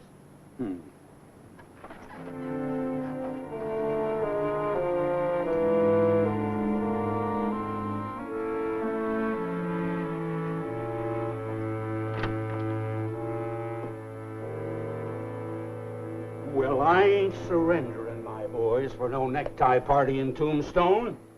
Worst idea you fellas come up with yet, and let me tell you... Hold on, Clanton. Keep your temper. Temper? I'm as mad as a Gila lizard with a bullet in his tail. All I'm right, ready now to... that'll do. Sit down and listen. Drag a man all the way to Tucson. Washington and Governor Fremont have signed the order creating Cochise County. Let me see them papers. You'll have to surrender your boys. After all, we can't have a scandal in our new county the first week. I told you I wouldn't let my men hang. They won't hang. They won't even get a jail sentence. Well, why don't you say so? What we're trying to tell you is they're going to be fine. You have our word for it. You wouldn't doubt our word, would you? Well, you never lied to me yet, Daniel. I'll tell the boys turn themselves in. Fine. Yeah. Oh, ask Johnny Bean to step in, will you?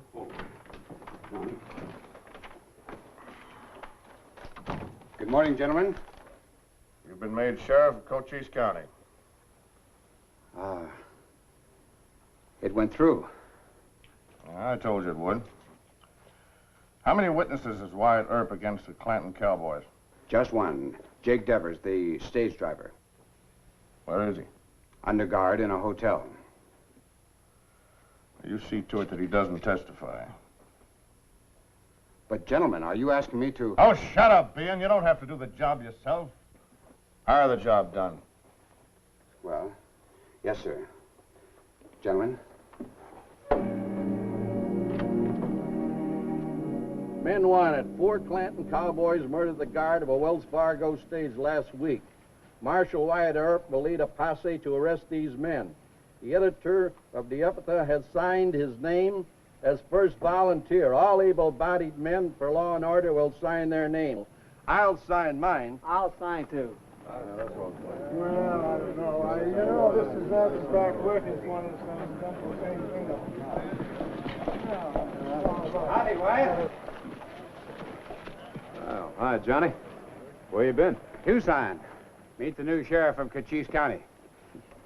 Hey, congratulations. You can hang on to this. You could have had the job.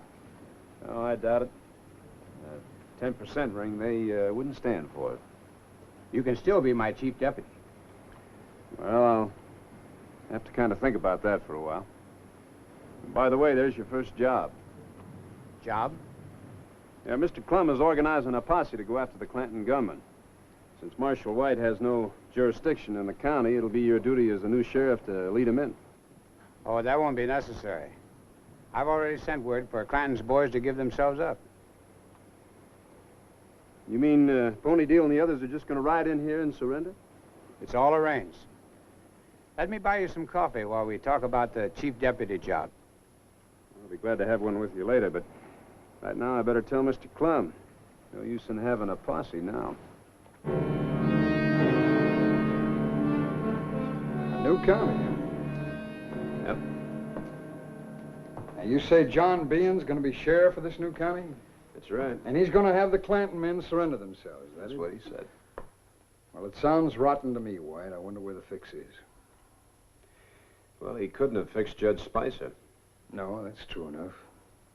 He, talked to you about your legal status?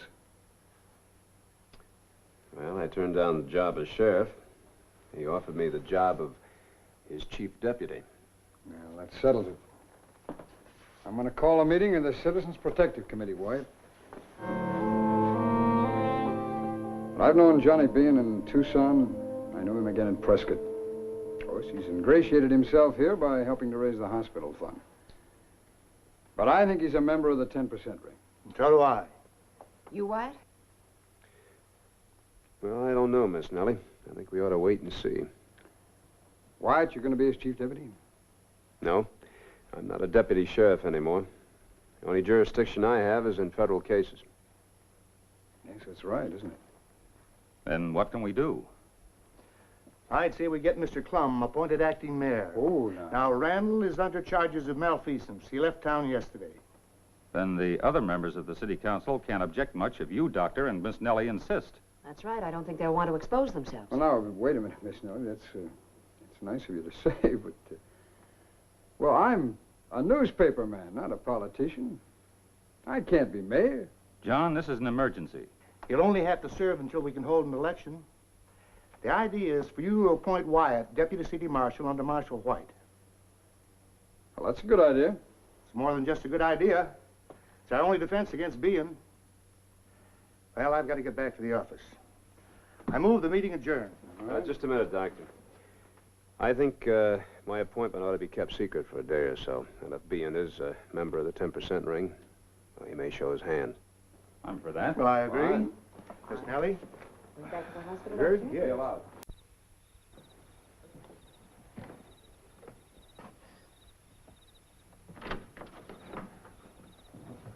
Good night, Miss Nellie. Good night, Doc. Good night. Good night, John. Quiet. Good night. Good night, Wyatt. Good night. Wyatt. Ah, hello, Johnny. What was that all about? You know, if you're going to be my chief deputy, we shouldn't have any secrets. Well, I've decided against that, Johnny. Why? Well, you're a politician and I'm not. Well, I don't think we get along. How do you figure? Well, there's one thing you haven't told me. How come old man Clanton would surrender his boys to you? A lawyer advised it. They don't think you have a case. You agree with him? Well, it's your case. I wasn't sheriff when the killing happened. I'm just helping out. If you'd throw in with me, we could split $40,000 a year. Fees and bounties. That's a lot of money. Well, I better check on Doc. He's been in the poker game most of the night. See you later.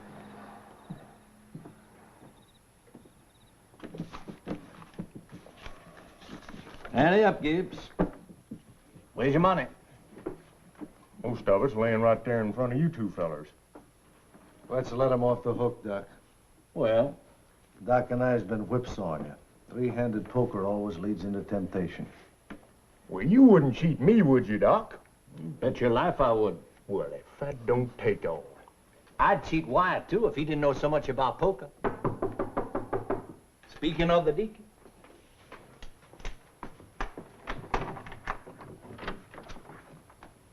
Lock it again. Well, gentlemen, Mr. Johnny Behan is our new sheriff of our new county. You're joshing. No, official. Is he wearing a gun? He said old man Clanton is sending Pony Deal and the others in to surrender. What's the fix? I don't know. But we better get Mr. Devers over to another hotel. You're our only witness to the murder. We'll put him over at Miss Cashman's. Well, that'd be a waste of energy. I'll go shoot Johnny Bean myself. That isn't going to help. I never did like Bean. This is the time we gotta go start shooting, Wyatt. I've told you that, and Shotgun's told you. We should have killed Pony and his boys without trying to bring them here for a trial they don't deserve. Now, wait a minute. No fool's play, Doc. Bean's wearing a star this time. That's right, Doc. They'd hang you for sure. Maybe I can insult Johnny into drawing first. No, they'd still hang you. Well, maybe I was wrong about Bean. We could have misjudged him. It ain't likely. Here comes Pony and his boys.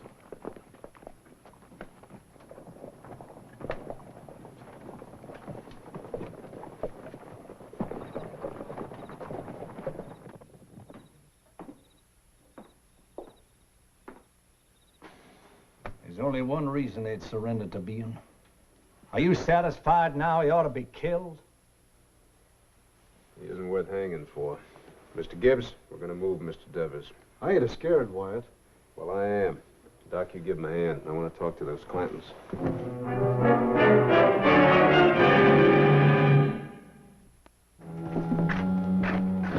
Well, Ben? Don't say anything out here. Inside, quick.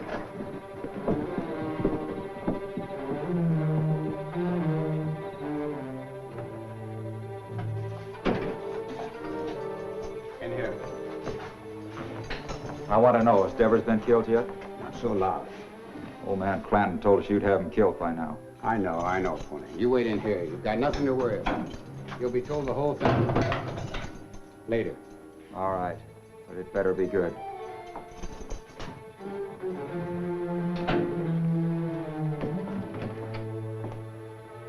Oh, Wyatt.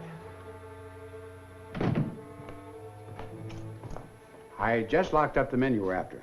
Well, thank you kindly. Any objection if I talk to him? Not at all. Help yourself.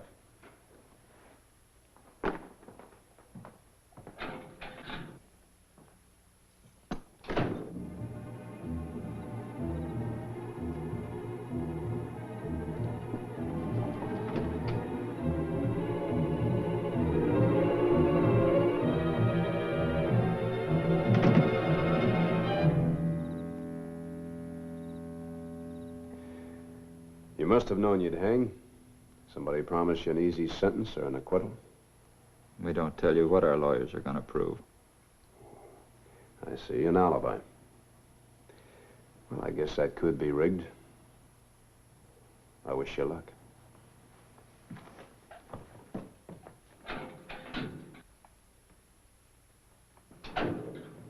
Well? They've rigged an alibi. Would you do anything about that? Great Scott, why would I?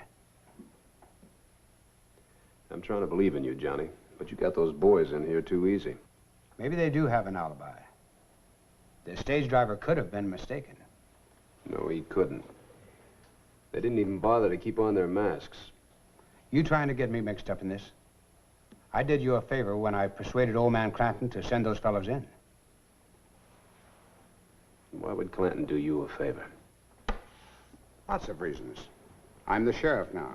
I collect taxes. This is a new county. The old man doesn't know how he stands. And I won't take an insult from you or anyone else. Well, if the shoe fits, Johnny, you call me out. What good would that do? You're faster with a gun, but if you killed me, they'd hang you. Look, I tried to make you my chief deputy. And I tried to be friends, Wyatt. I tried too. I needed friends in this town.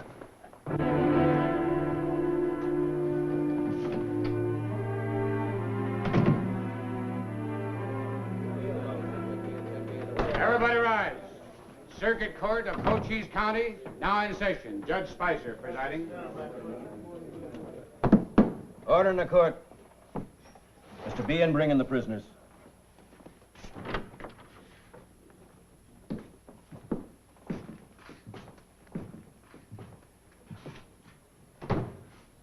You men are charged with the murder of Tony Briscoe, a Wells Fargo guard.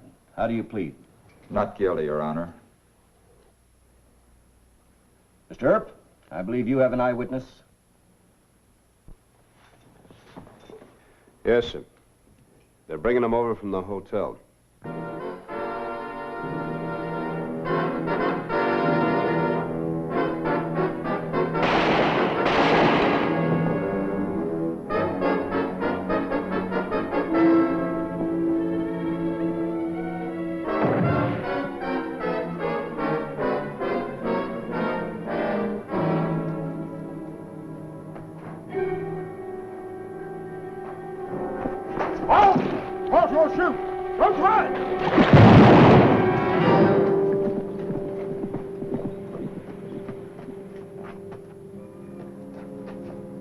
This here polecat shot our only wit.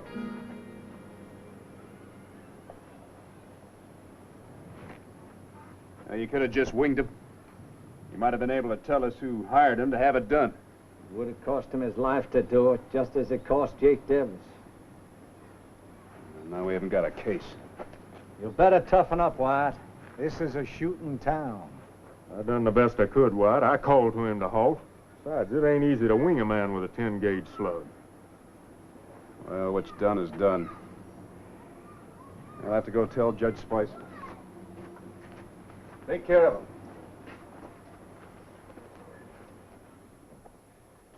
Our witness, Mr. Devers, has just been murdered, and his guards killed the murderer. But if the court will grant a continuance, I'm sure I can find the man or the men who had this done. He never had no case against us, and now he admits it. Sit down. Do you have any information which might lead to the men who hired the murderer? Not right now, Your Honor. I'm sorry, Mr. Earp. The court cannot hold anyone without reasonable evidence. It is this court's unpleasant duty to dismiss the case.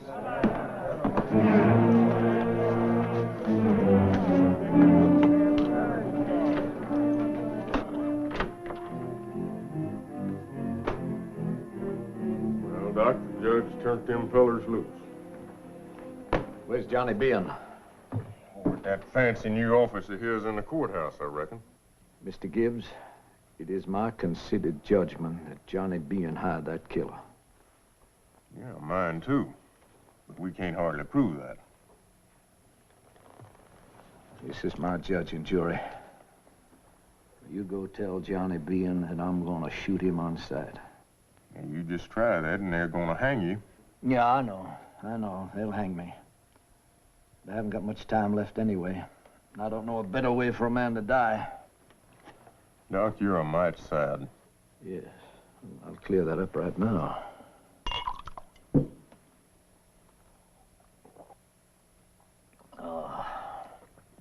just like clear, cool water running through a slightly fevered brain. Mr. Gibbs, you're a man of the frontier. How long do you think it'll be before Bean hires another gun to bushwhack Wyatt? Yeah, it's got me worried, Doc. That feller today had one of them magnifying sights on his rifle. Picked off poor old Jake right betwixt us. Mr. Gibbs, we're wasting precious time. We better get Johnny Bean out of this world right now before I have another coughing spell. Now, Wyatt ain't gonna favor you killing him. We'll present Deacon Earp with a fait accompli. A fait of what? Fait accompli. That's French for killing first and telling Wyatt later. Well, are you going to present the challenge, or do I have to expend precious breath? No, you just keep your seat. I'll go tell that runny hog. Mr. Gibbs, you're a prince of royal blood, sir.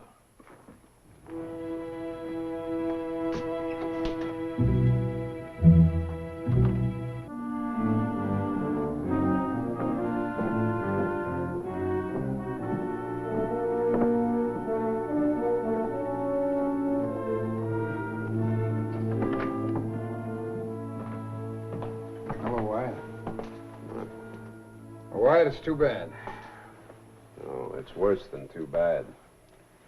Well, all we can do now is try to link John Bean with the 10% ring.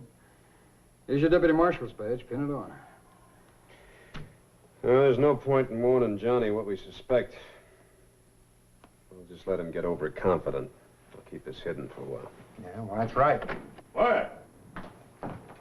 You better come quick. What's wrong now? Doc and Johnny Bean are going to have a shootout over in front of the courthouse. Now, I favored it at first, but the more I got... Oh, that feller sure can move, can he? Come on out, Sheriff.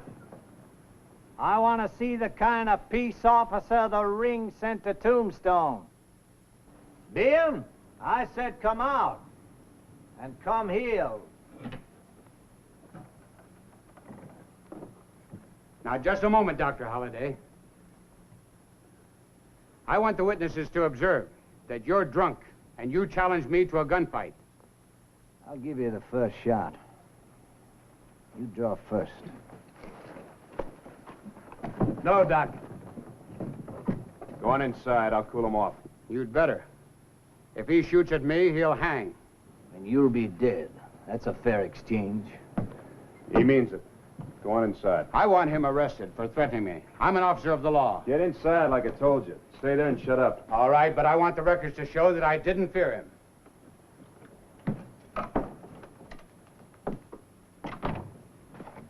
Doc, you need some sleep. You'll regret this to your dying day. All right, all right. He's thrown in with the Clantons. We can't prove that. Deacon and Tombstone, you can't prove anything. You just shoot on a reasonable suspicion.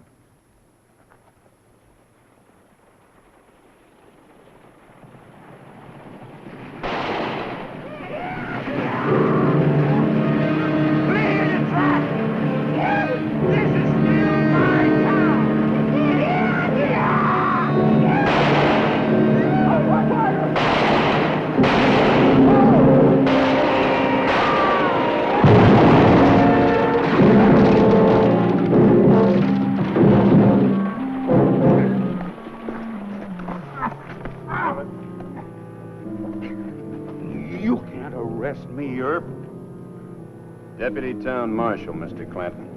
You and your son are going to jail. On what charge? Shooting at a peace officer and galloping horses down Allen Street. Well, I ain't going. No? No. Let's go. All right. Then what happened, Wyatt? Well, then Judge Spicer fined them $50 apiece, sentenced them to a night in jail. Well, a $50 fine certainly isn't important, but that night in jail, that's wonderful. Just wonderful.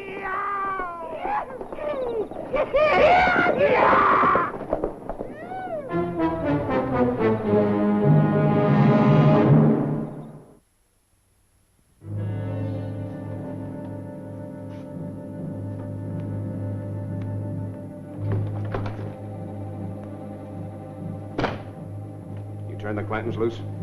I had no choice.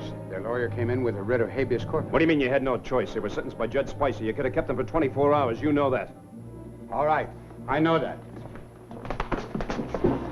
And I know something else, finally. You belong to the Clantons and the 10% ring. Mr. Bean, among other things, you're a pipsqueak and a weakling. You can't talk to me that way. Why not? I'm the sheriff. You'd better be careful. No, you be careful. Now, you've gone too far today. You had my witness killed, got pony deal released, and now you let my prisoners go. 3 victories in one day. That's too many for a new sheriff. Now, don't you ever give me proof or I'm going to toss you in jail. And don't go for that gun. In your honor, my trigger finger just might slip.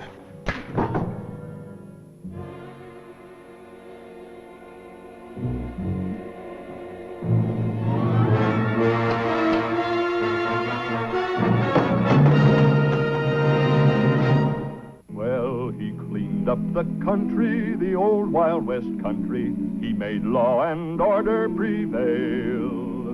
And none can deny it, the legend of Wyatt forever will live on the trail. Oh, Wyatt Earp, brave, courageous, and bold. Long live his fame, and long live his glory, and long may his story be told. Long may his story be told.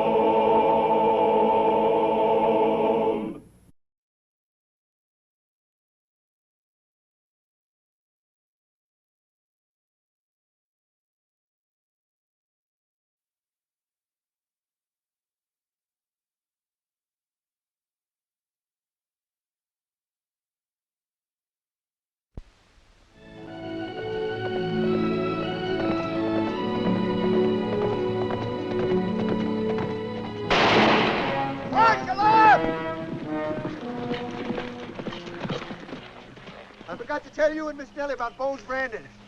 I just happened to remember the name. He's going to be in that poker game at Tucson with Doc. That way you stopped me out here? Well, Bones worked with a 10% ring. Miss Nellie feels that you're riding into some real trouble. She thinks you ought to turn back. I can't do that, Mr. Parkamp. Why not? Because they already lured Dr. Holliday to Tucson. He's a friend of mine. But I do thank you for the warning, and you thank Miss Nellie for me. Marshal Herb, them Tucson boys, they shoot for keeps. Well, sir, so do I, if I have to. I'll see you later.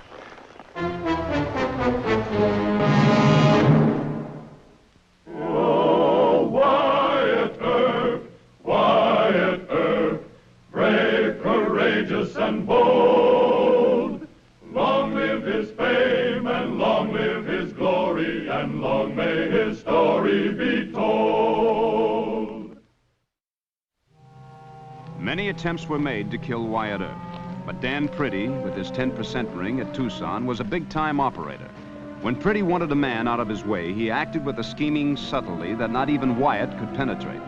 The plan to murder Marshal Earp, whose career in Tombstone had already exasperated the Tucson politicians, seemed foolproof and deadly.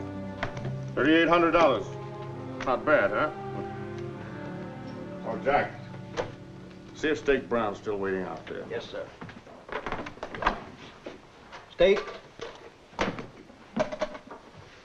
Morning, gentlemen. You know Doc Holliday? We're not dear friends, but we've gambled together. Why? You think you could get him over here from Tombstone? The stakes were high enough. You can promise Holliday a no-limit game. Fair enough. Now, what's the rest of it? Well, Bones Brandon will explain the whole idea to you. Oh, Dan, you're not that sort, Holliday. Doc's only bait. I don't ask any more questions. You'll get the rest from Brandon. You're the boss. Gentlemen.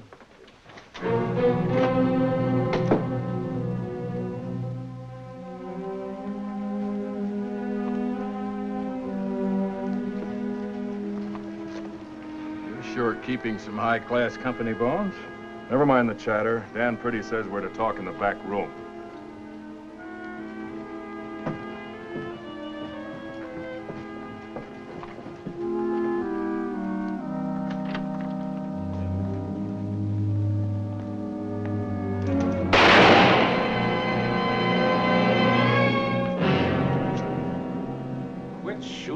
holes in that rug.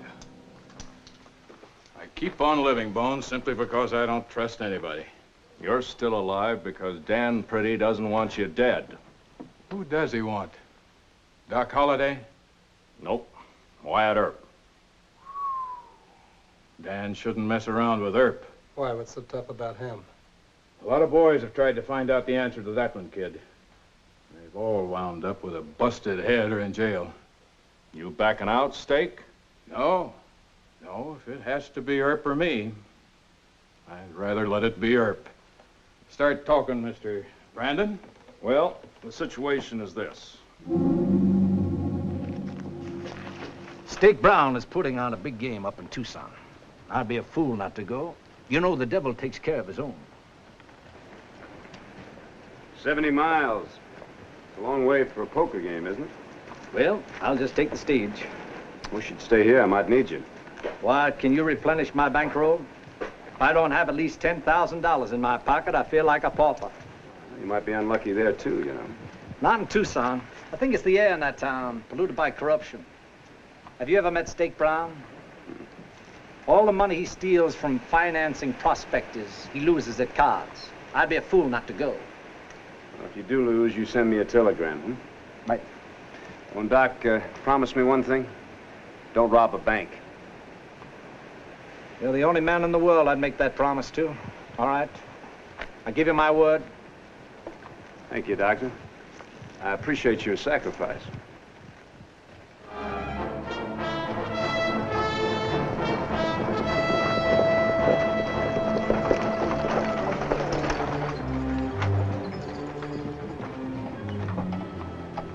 Hello there, Doc. Welcome to Tucson. It sure is good to see you. Don't look so cheerful. I didn't sleep a wink in that bone shaker. Oh, a good quart will make you feel like a new man. Then we can get this game started. Not until I get some sleep. I'm so tuckered out I couldn't read the cards. Suit yourself, Doc. You'll find some good rooms over the Congress Hall bar. Our sucker will keep. You got much money? Oh, about $50,000 in cash and a big ranch in Texas. Have you got much money? I'm loaded. Huh? I'm loaded, Doc. Oh, that's good. Make the trip worthwhile.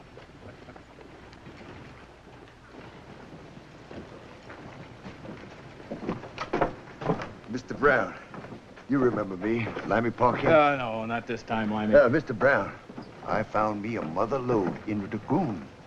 Only need a couple thousand. Look here. Why, almost pure silver. They always have good samples.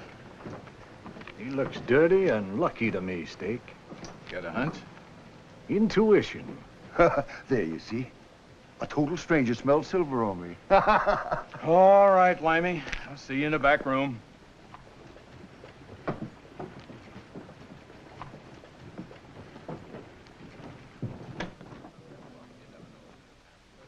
Now, you know my terms, Limey. Half interest and everything you find. But Mr. Brown, this is a real mother lode, all ready to file claim to. I've heard that before. Do you want the 2,000 or don't you? Yeah, but a half interest. Sign it. Right there. All right. I shouldn't be doing this. Sometimes Doc Holliday's hunches pay off. Was that gentleman Doc Holliday? Sure don't look like a killer. Can't always go on looks. There's your cash. Thank you, Mr. Brown. We're gonna hit this one real big.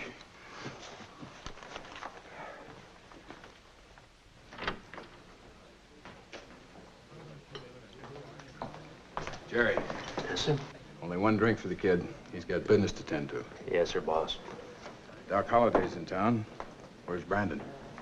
Buying his rancher's outfit.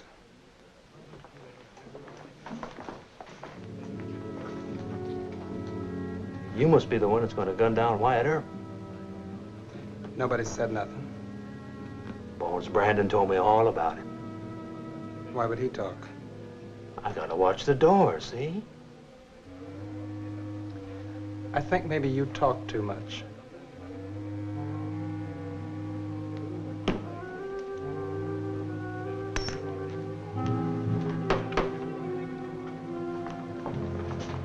What's yours? Whiskey. Mister, The young boy had just left here. You know his name. And they call him the paralyzed kid. Paralyzed kid? On account of his left arm.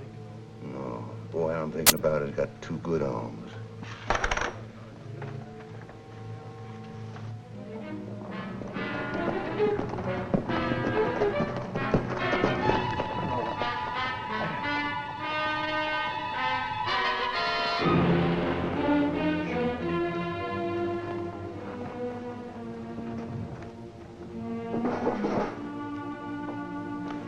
Thank you for a wonderful breakfast, Miss Nellie. Well, I told the cook you were coming in this morning. You're going to be as famous here as you were in Dodge City. You can still get 10 to 1 in Gambler's Row that I won't last more than a month. Oh, that's nonsense, Wyatt. Miss Nellie. You remember me? Oliver Parkamp, sure I do. I met you in British Columbia about 3 years ago. That's right. Well, it's good to see you. My God. You're Wyatt Earp. That's right, sir. Trouble, Miss Nellie. Gosh, I took it out. Come and sit down, Oliver. I rode all the way from Tucson to tell you and Mr. Earp. Now, look here. The barkeep at the Congress Hall Saloon said that the paralyzed kid was going to gun you down. It was just after... No, maybe it was before he told the barkeep to give the kid just one drink. What do you think, Wyatt? Well, I've never heard of the paralyzed kid. But somebody's always talking about gunning me down. Could be just talk. But I figure I ought to tell you I was coming over anyway. Were there any other names mentioned? Yeah. Yeah, State Brown asked the kid where somebody was. But his name... Ain't that the deuce, forgetting the name? Well, that's all right. Maybe it'll come to you after you rest a spell.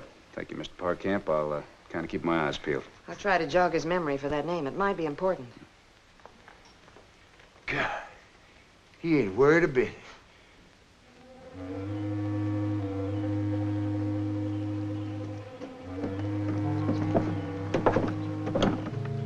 We ready to go? Doc had a good night's sleep. Woke up raring for action. You got your derringers? Right here. Tell me, who's going to be behind the rug? Take care of that later. I've got to send a telegram to Earp first. Say, are you sure Doc's going to take off his 45? As long as we take off ours. Remember now, we keep Doc winning until Earp gets here. Bet sporty, but not wild. Doc's an old hand at poker, and he'll spot a phony play. What makes you so sure Earp will come? Earp and Doc are just like brothers. Earp gets my telegram. He'll hit the trail. Then he'll hit the floor. Dead.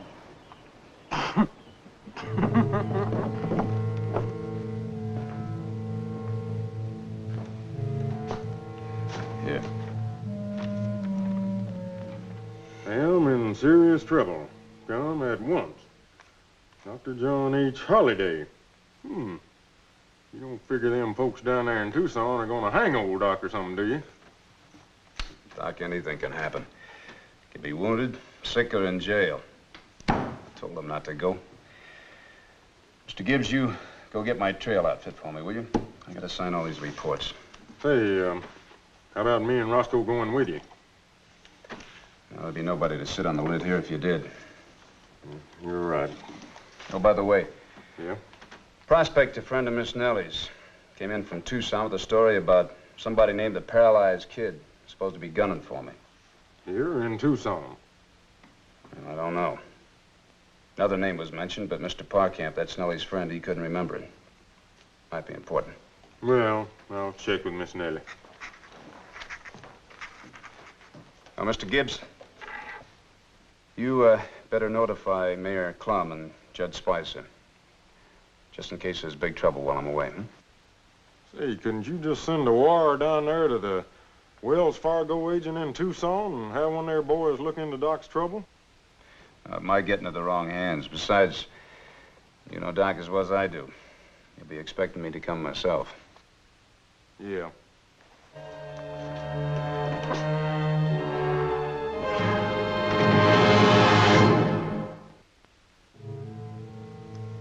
I'll call.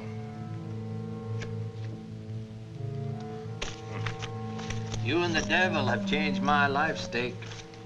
I don't mean to flatter you by mentioning your name ahead of the devil's, but I haven't met him yet.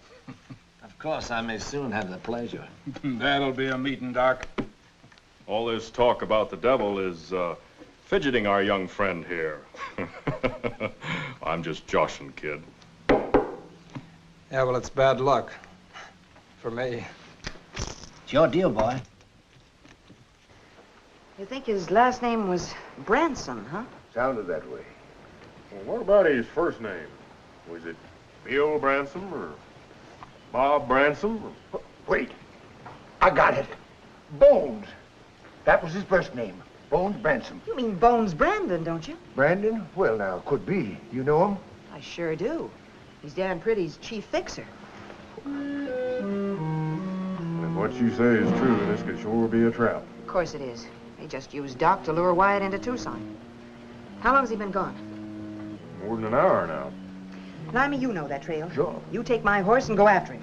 You keep him at a full gallop, you hear me? You got to stop Wyatt. Get!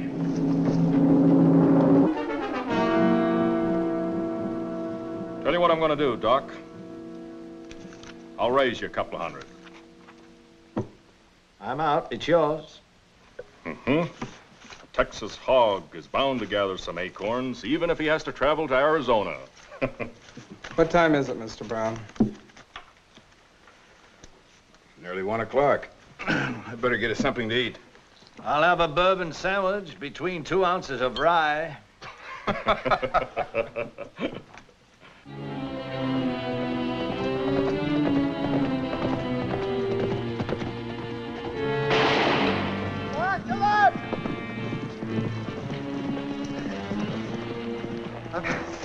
Marshal Earp, I forgot to tell you and Miss Nellie about Bones Brandon.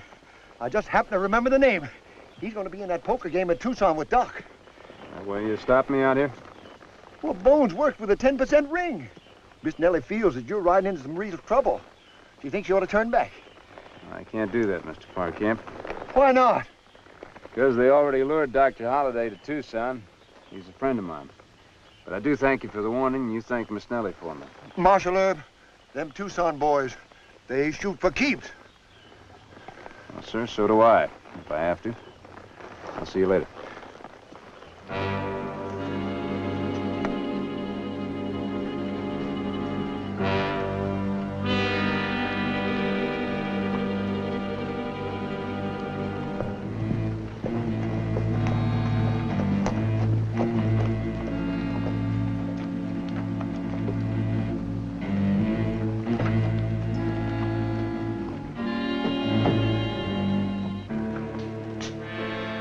Howdy, Bob.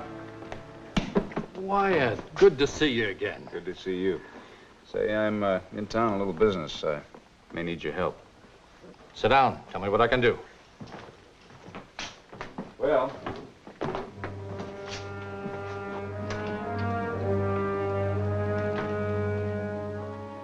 Jerry, any signs of Earp yet? Not yet. Well, as soon as he comes in here asking for Holiday, you knock on the door, but you ask for me, not Doc. You got it? Got it. Is the rug man here? He just now came through the trap door from the attic. Doc was so busy talking, he didn't hear a thing. Well, that's where they'd be. That sounds like a frame-up to me, using Doc as bait. Are you sure they'd be at the Congress Hall Saloon? Always are. You ever been in there? I can draw you a picture. Now, the bar is on this side. The door to the back room is here. Now... Wait a minute.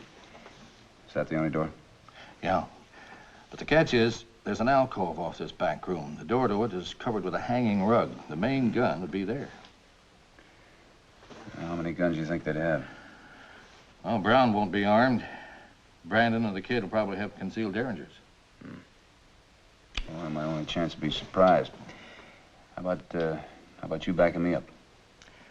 You back me. Good. This is what I think we ought to do. I'm getting too far ahead. Let's raise the ante and play table stakes.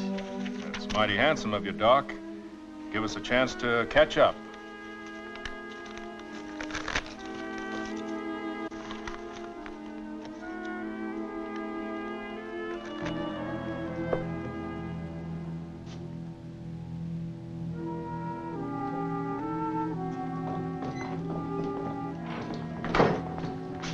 As usual, Jerry.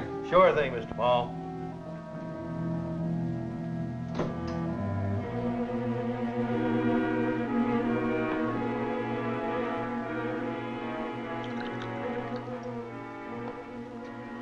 You know that fella?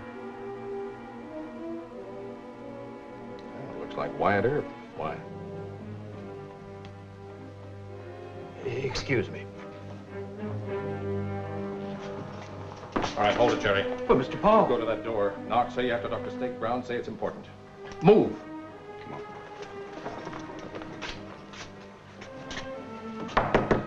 Yeah, who is it? It's Jerry, Mr. Brown. I gotta talk to you. Something important. Oh, all right. Hold the deal, Holmes.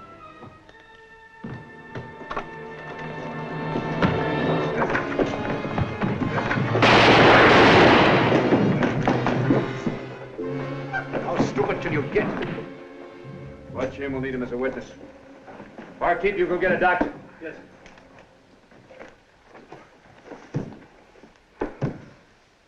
Give me a hand, Doc. This one's hurt bad. What are you doing here? How'd you know they were after me?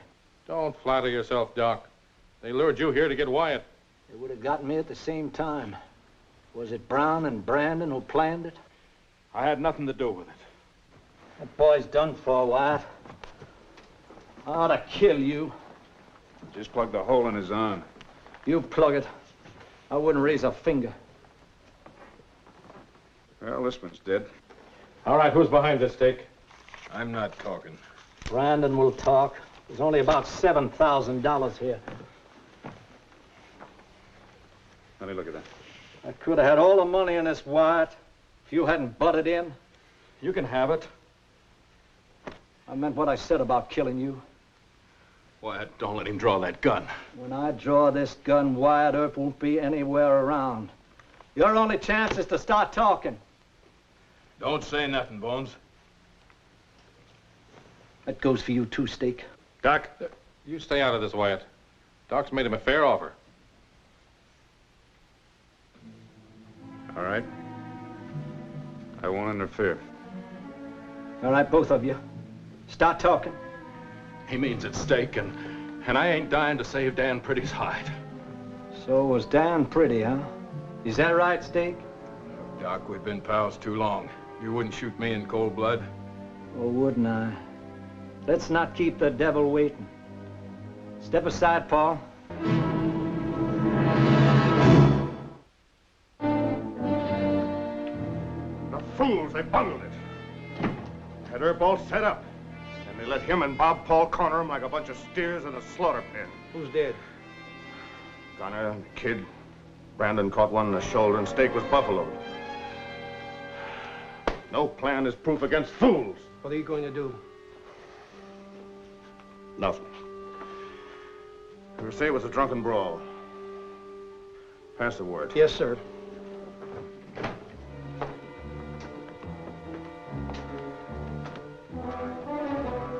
Mr. Pretty? What do you want? We have two witnesses who claim that you hired them to kill me. You hear me? Yes, I heard you. Arrest him, Wyatt. Don't waste your time. Brandon and Brown will change their stories. They haven't yet. I intend charging you with conspiracy to commit murder. Mr. Earp, conspiracy is almost impossible to prove, even if you bring it to trial on your own terms. Now, this is my town. Unless you have more evidence, my advice to you is forget it. I don't take that advice, Pretty. You picked the wrong man this time. Good luck.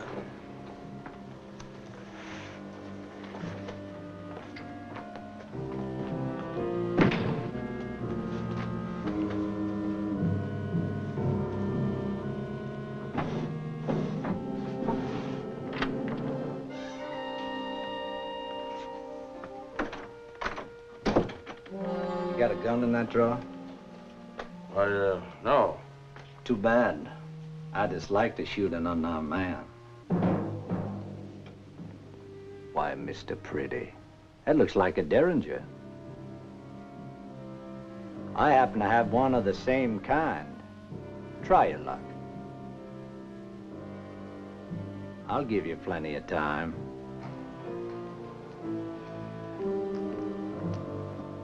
I know you're a murderer, but I don't think you want to die a coward.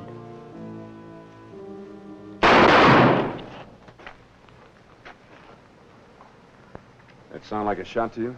Yeah.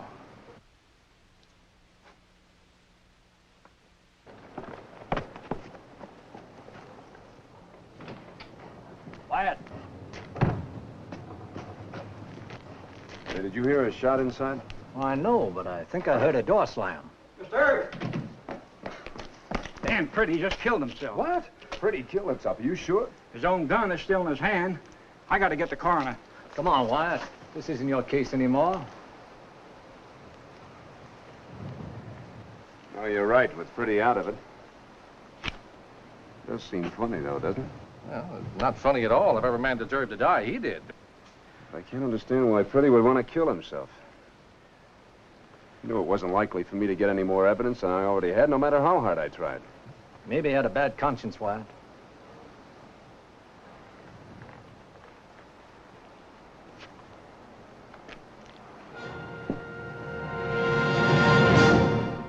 Well, he cleaned up the country, the old Wild West country. He made law and order prevail. And none can deny it, the legend of Wyatt forever will live on the trail. Oh, Wyatt Earp, brave, courageous, and bold. Long live his fame, and long live his glory, and long may his story be told.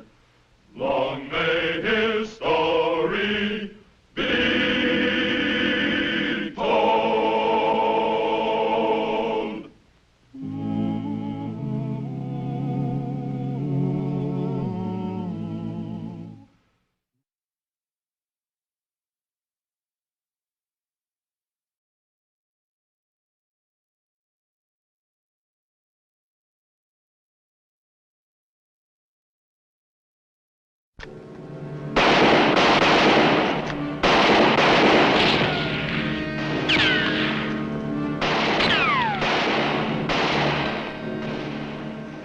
Save your shells until they come at us. Let's go down and get them before there's too many of them.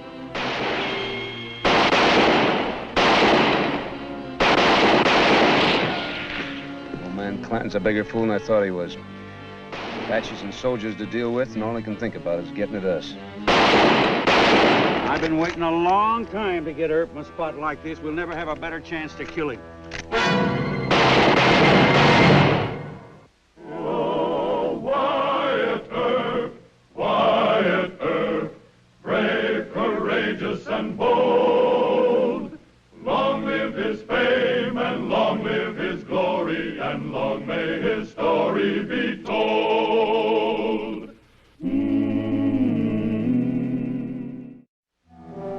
Wyatt's feud with Old Man Clanton and his cowboys had been a standoff at best. The Clantons controlled Cochise County, including its sheriff, John Behan. But Old Man Clanton, like most of his ilk, was corrupted by power.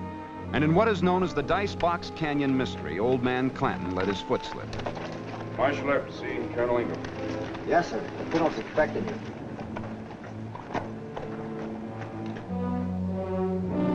Old man Clanton has put a claim in for $7,000 as an Army beef supplier.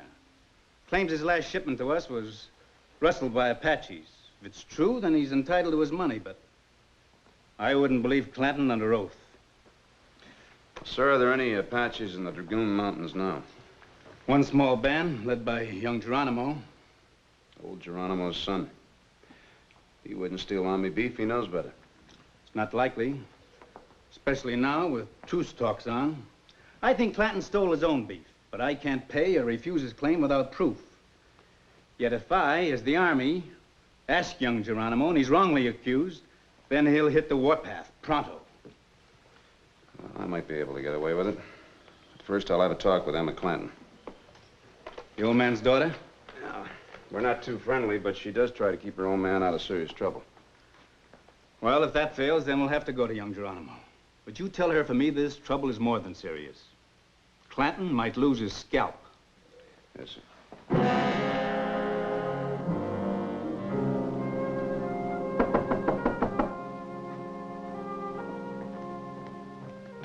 Who is it? Marshal Epp. Did you bring Nellie Cashman along for chaperone? Thank you for coming into town, Miss Emma. All right. What's my father done now? You accused some Apaches of rustling? Is that all? Well, these particular Apaches happened to follow young Geronimo. Here, take a look at this. Where'd you get that? From a dead rancher who had also accused Geronimo of stealing. Well, my father didn't accuse Geronimo of anything. Well, you better find out just what your father did do. You want your ranch raided by Apaches? No, of course not. Well, there isn't much time. You show this knife to your father. You remind him that Geronimo kills the men, makes the women slaves.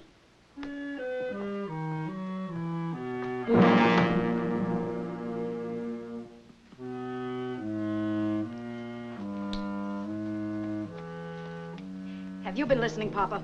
Yep. Now, Mr. Earp doesn't waste any time on us. He meant every word. Just trying to scare you. I want the straight of it. Did the Apaches run off that herd?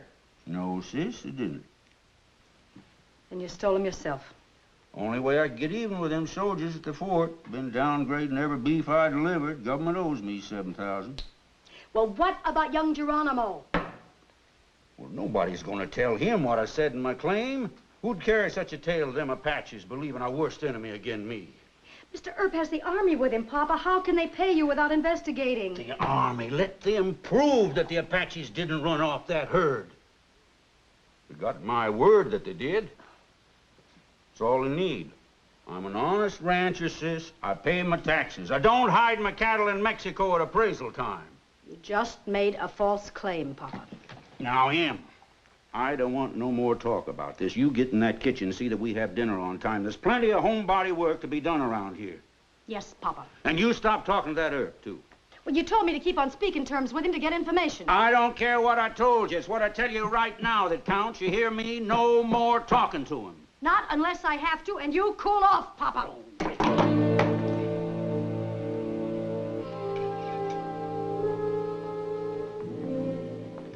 Any Indians in town? Indians? Yeah, a few. Why? You have to make a visit to young Geronimo. Army business. Apaches? Yeah. You scout around, see if you can find us a guide to the Dragoon country. Right.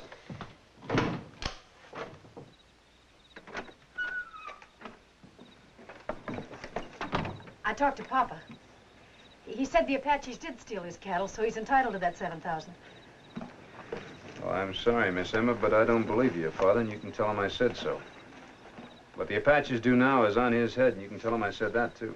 I'm not telling him anything. I'm not even supposed to be speaking to you. Well, you're speaking. For the last time, Papa's right about you. You're just a pig-headed lawman.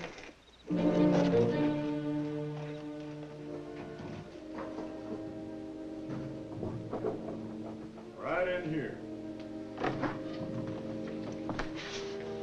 Come on in. Your name's Low Dog, White. Says he can lead us to young Geronimo. You Apache? Uncle to young Geronimo. Half-brother Geronimo. Show him up there coup stick, Low Dog.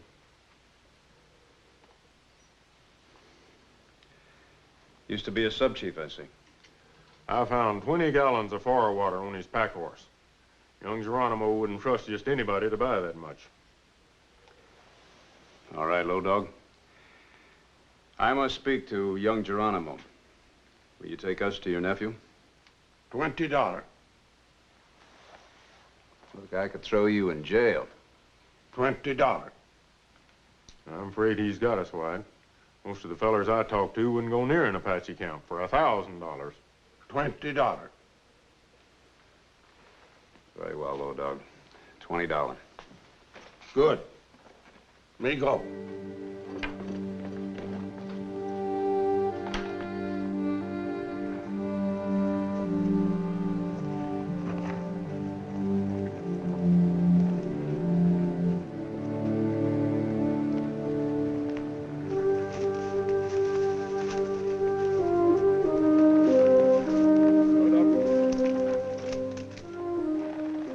Where's young Geronimo's camp? In valley over a big climb. No see campfire yet. Won't see no Apaches neither, Wyatt. They'll see us. Young Geronimo, smart chief.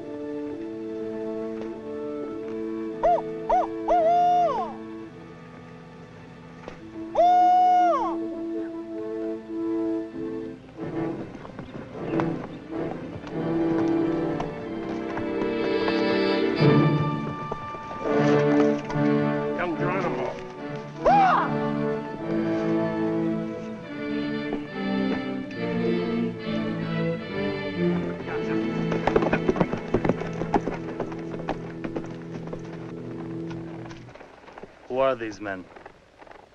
Johnny Law from Tombstone. They catch me with whiskey. Old fool. Why did they bring you here? They say they must come talk to young Geronimo. Very well. You wait here, Mr. Gibson. Young Geronimo, I need your help to clear your name. There is no cloud over the name of young Geronimo. Old man Clanton told the Army you stole their beef. That is lie. I believe you, and so does Colonel Ingram at the fort. But the cattle are missing, so he needs proof. Plenty cattle run wild. I do not steal beef. I kill Clanton. For this lie, Apache kill. Low Dog tells me that you are a wise young chief. That is so. Then have your scouts locate that herd. Take it to the fort. Why should I do that? You will prove that Clanton lied, and do more than clear young Geronimo's honor. How more? Well, if you prove that Clanton is a thief, you won't have to kill him. Perhaps. And I'll recommend that you get paid for delivering the herd. You pay us for cattle? It'll be a pleasure. Good. We find cattle. Ochakala! 100!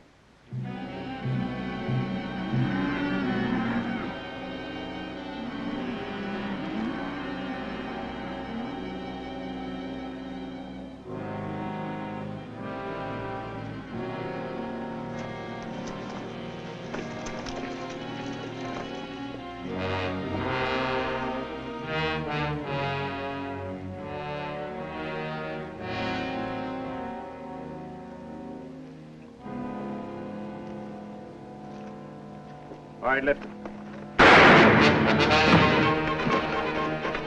Try and gag him.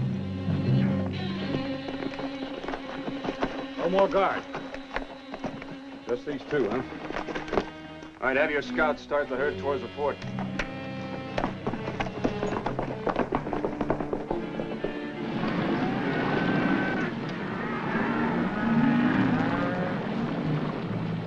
Why drive to fort? Why not steal cattle?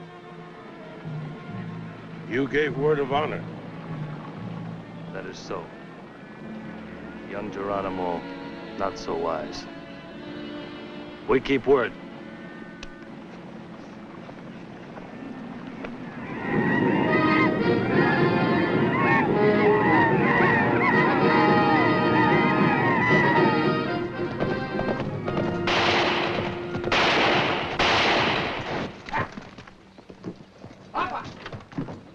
Indians rustled the dice box herd. Indians? Got the whole herd. Shot Ollie in the shoulder and cracked Denver's skull. Left them both tied up. Well, you sure it was Indians, Ike? Apache pony tracks all over. Well, round up the boys, fast. I'll learn them Apaches. If I have to take 100 men, I'll massacre the varmints. Use your head, Papa. You keep out in this, sis. Do you want to go to prison? Prison? You can't fight the Apaches. If they don't get you, the Army will. Them's my cattle. No, they're not. You signed a statement swearing they'd been rustled. Well, I can get them back, can't I? Well, that would only prove to Colonel Ingram you've been lying. You give me my gun belt. Ain't nobody gonna raid my property. All right, go ahead. Tangle with young Geronimo. Get his father on the warpath, too. I've done all I can do to keep you out of trouble. Well, what makes you think it's young Geronimo? Well, you told the Army that he stole your cattle, didn't you? Well, who told him I did? Well, I don't know. Could have been Wyatt Earp or anybody. Earp? Why, that's no good. Sidewinding Johnny Law. Trying to get us massacred. He warned you. That settles it. Lawman or not, I'm gonna... Wyatt Earp is coming in the front yard with the whole army. The army?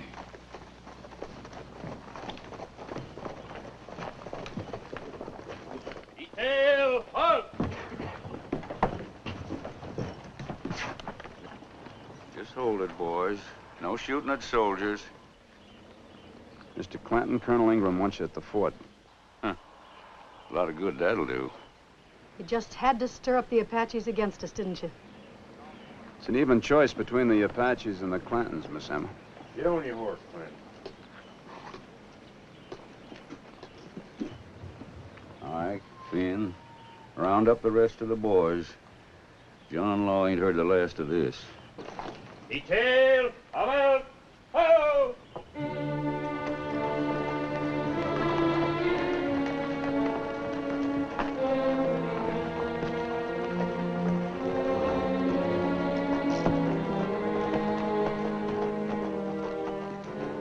Get Earp and Gibbs on their way back to Tombstone after they turn Papa loose. They won't have the Army with them then. Yeah, and I know the perfect spot.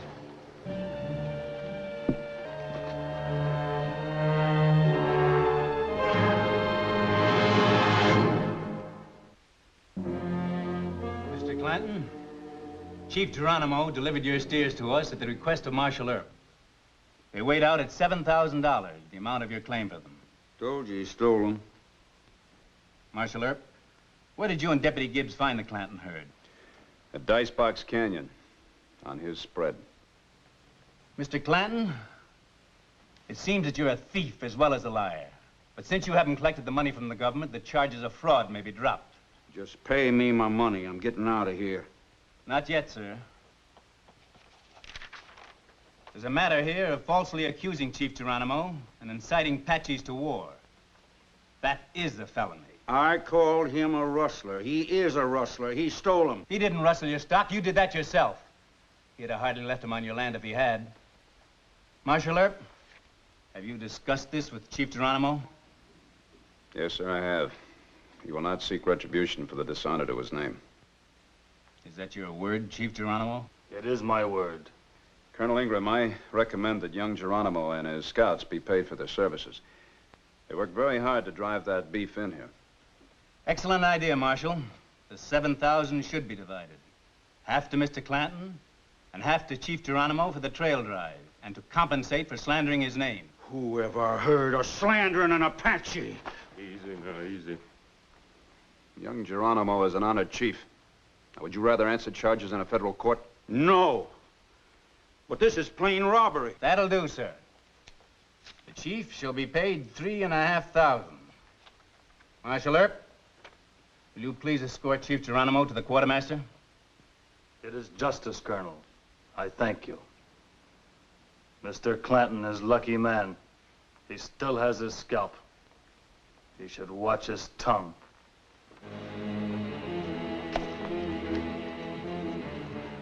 Mr. Clanton, if anything happens to Marshal Earp, I'll lead a column to your ranch myself. Here's your money. Think it over.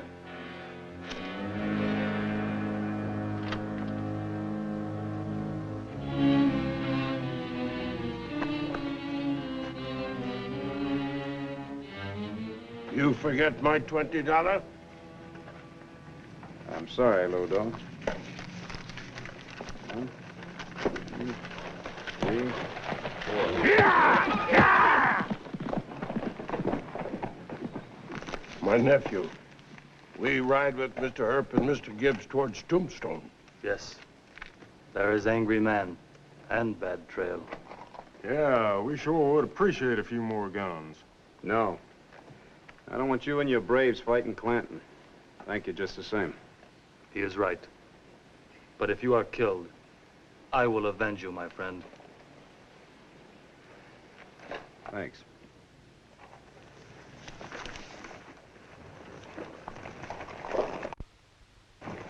Avenging me and Roscoe ain't gonna be a heap of satisfaction to us.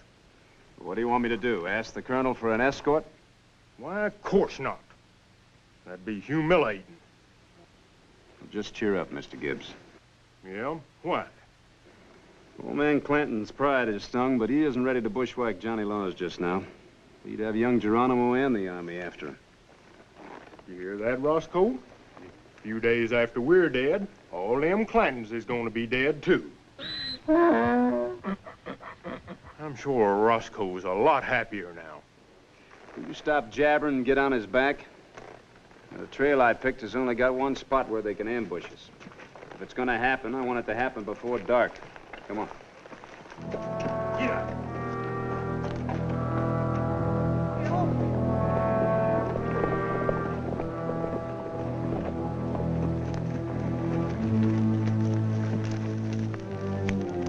All right, this looks like the spot.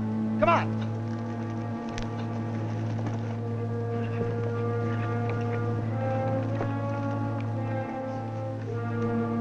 All right, come on, put the horses away.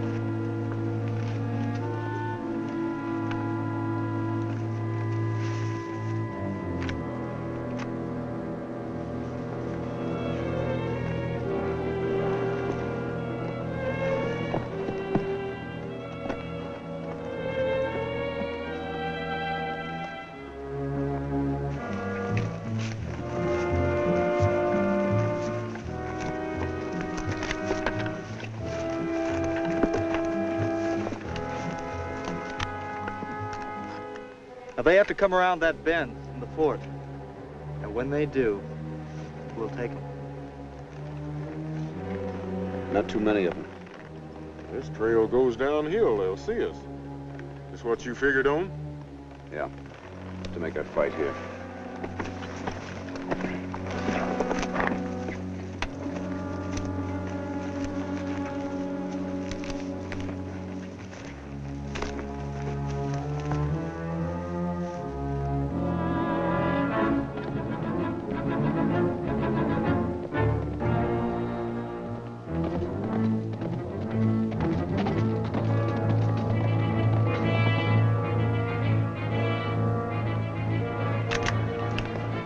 Papa.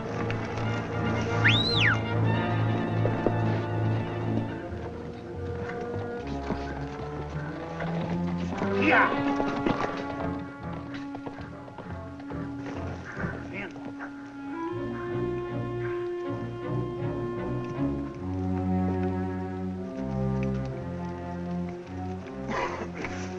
Well, this is a real nice spot.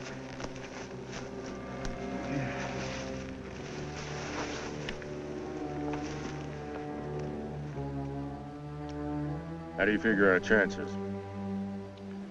About 50-50 if I haven't made a big mistake. Well, maybe they won't come up here after us. Let's hope not. Roscoe, heads up! Hey, Papa, that's Gibbs' mule. Loudmouth mule. Right up there, Papa. Let's go get him. Hush up, Ike. I'm studying this. Go get some more men. Now, we'll pin them down until they get here. And then we'll circle.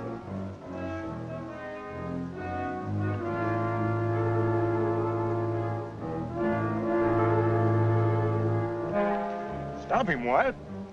I'd have to kill him. Well, ain't it about time? Not yet.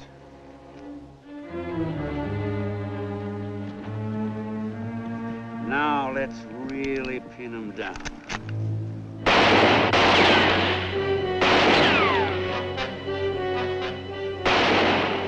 Save your shells until they come at us. Let's go down and get them before there's too many of them.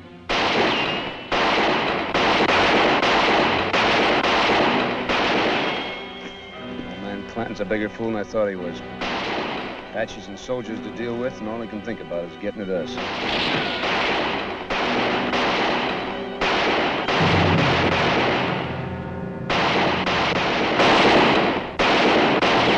Two men trying to flank us on the left over there, White. I see him. Here goes.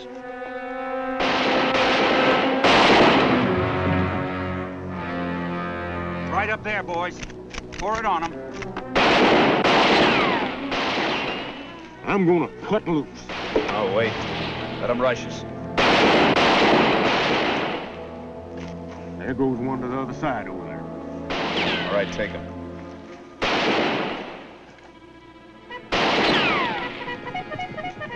It's the Army.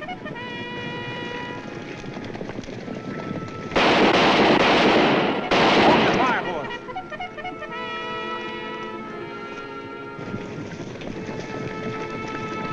Them soldiers. Mount up.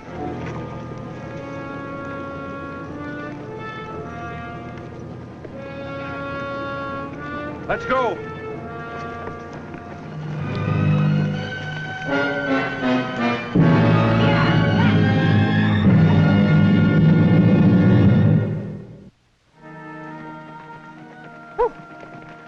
Well, that was sure a close one, wasn't it? Not too close. They were late. Who was? The Army. I wasn't sure they'd hear the shooting. You mean you had that figured out all the time? Well, I hoped it would work out that way. Well, I'd sure appreciate you letting me in on these things.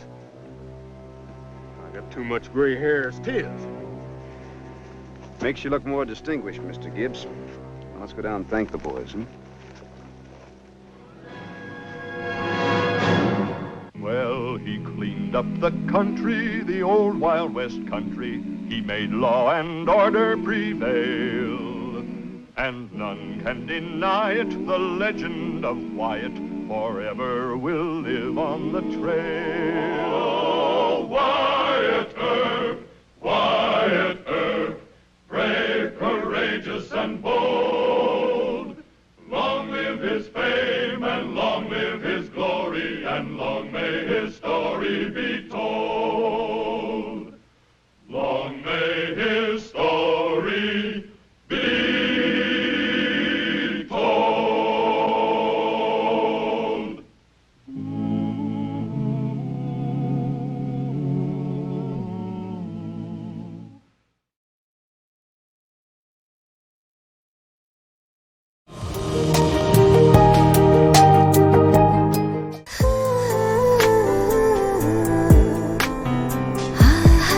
আপনি কিন্তু দেখতে যথেষ্ট সুন্দরী একজন মানুষ,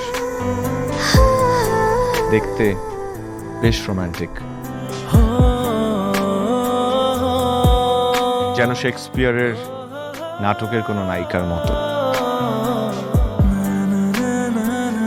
ভেবেছিলাম, কিন্তু আপনি তো পুরোটাই মর্মান্তিক। যে কোনো মানুষ আপনাকে দেখে মর্মাহত হতে পারে।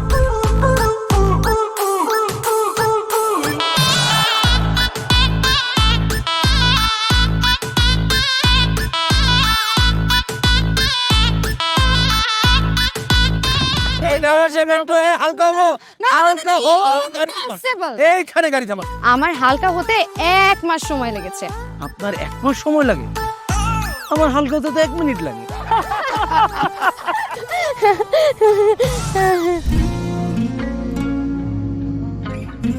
আমার কাছে মনে হয় জীবনসঙ্গী এমন হওয়া উচিত যার সাথে আপনি প্রতিটা মুহূর্ত উপভোগ করতে পারবেন, সারাক্ষণ খুনসুটিতে মেতে থাকতে পারবেন এবং তার মনে এমনভাবে বসবাস করবেন যে আপনার দিকে সে একটাবার তাকালেই বলে দিতে পারবে যে তার বেঁচে থাকার কারণই আপনি। পথে চলতে চলতে, কথা বলতে বলতে, কখন যেন হলে আমার জানি গল্পে গল্পে মিশে অল্পে অল্পে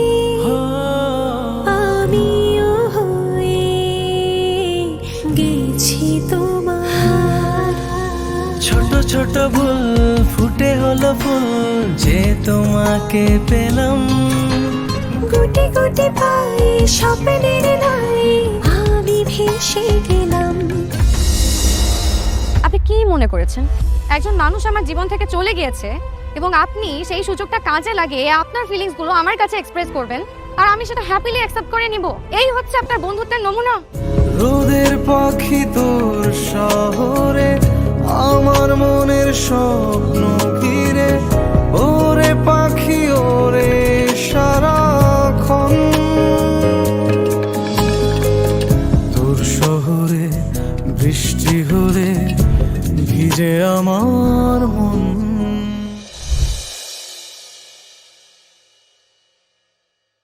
Rồi bài cái độ buồn luôn mà sự là khỏe đấy, nhưng mà thầy xây bài ấy bị chia sẻ có xa ra hả, có ra can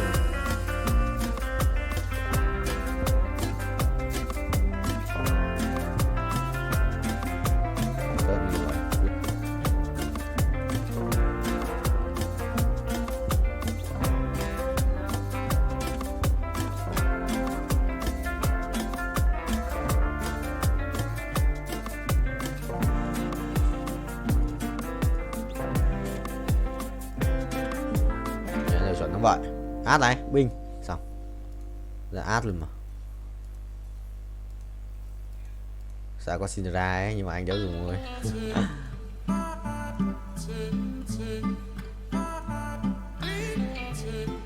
Ui, xét này. Xét đây là vài cảnh đẹp đéo chịu được. Không sao, đây ơi. Bay cho đời, quay đều, quay ui, con lắc rồi sao cút. Mày đi, xong rồi có át rồi. Thằng này đánh bài va vẫn. Sao ra còn bài đẹp phết. Định mạnh cái xét này, ui, bình điết. Xét là mình sẽ thiếu là một cái cung mà. Cung một con Kitana hoặc là một con Nautilus. Lấy cái thú tượng để cho in nào. Bắn cung không? Bắn cung lấy đồ cho át trước đi thầy. Ui, rồi xong nhặt nhầm đồ. Ha ha. What the hell man. Nhặt nhầm đồ. Thế mà cũng đòi lái xe. Đùa tao à? Đùa tao không vậy. Thế mà cũng một cộng một ending trồn bố không? Trồn thầy không? Cinderella này cút, có một cút, đéo hiểu. Nhặt ngu đấy. Ngu đấy. Tới đây. Rồi xong. Sao có càng ngày đây nhỉ? Thì vẽ có ai mà phải có cái thằng này đây nhỉ? Đúng rồi. À, đủ 4 rồi mà, cút.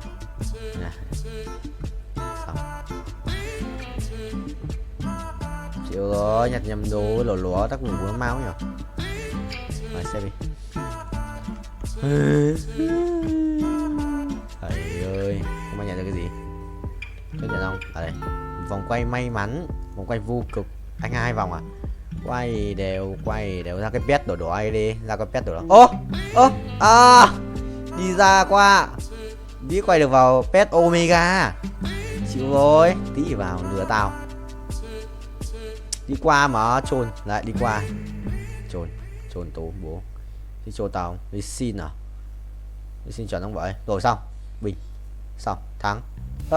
Không thắng. Suýt thắng. Quả phép bắn được phết nhưng mà suýt thắng rồi. Phải bay tốc độ cao ấy. Bay tốc độ cao luôn. ভালোবাসা সুন্দর, ভালোবাসাও সুন্দর। মানুষ নিজের অজান্তেই ভালোবেসে ফেলে।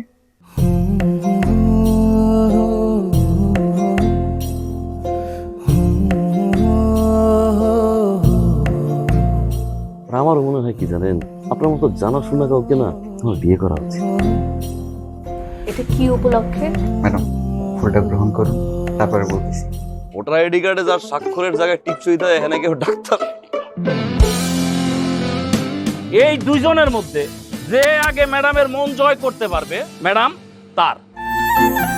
একদিন না দেখলে তোমায় বন্ধু আন্ধার লাগে সব, তোমার এই প্রেমে এমনই টান রুগীদের তো ডক্টরের কাছে আসলে ব্যথা কমে যায়, আপনি তো উল্টো হলো কেন? আপনি কি একটু উল্টা? তোমায় ছাড়িয়া যাব মরিয়া, তোমায় ছাড়িয়া যাব মরিয়া, যেও না বন্ধু আমার ভুলিয়া ভুলিয়া। আমার মনে হয় আমার সমস্যা কপালে, ম্যাডাম আমার কপালে নেই, আমার কপালে আছে দাগ।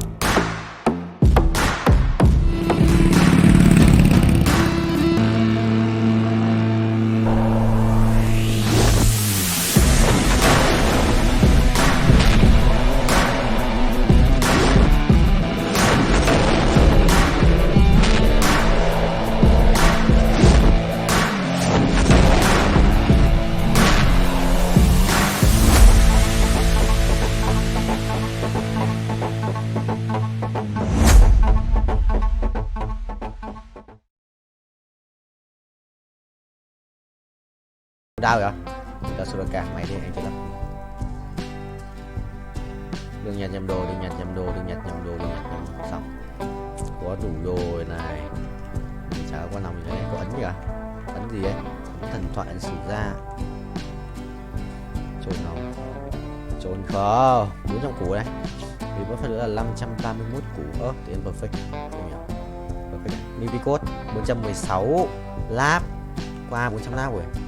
Rồi.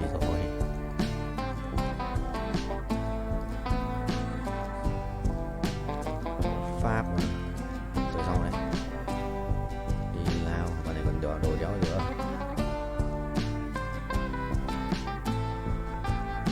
Còn nào làm phép không? Sắt thường phép này. Sắt 500 sắt thường phép này. Con này full sắt thường phép này. Ok. Làm đéo có gì. Là còn một cái kìm có đồ mà đéo. Ok, xong. Với ai đây? Ba cái thằng kia. Bạn kia có lắc thì sự láo đấy.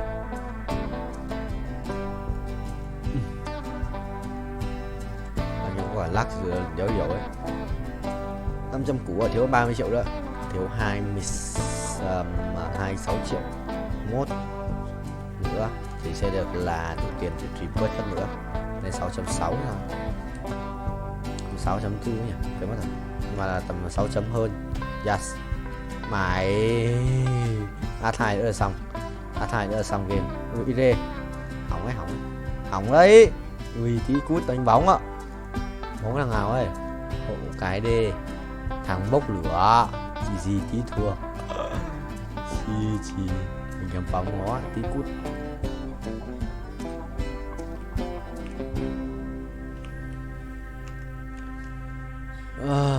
Cho thêm máu à 19 thì làm chi, là mình phải thắng không mình cút. Và cho hai thằng này.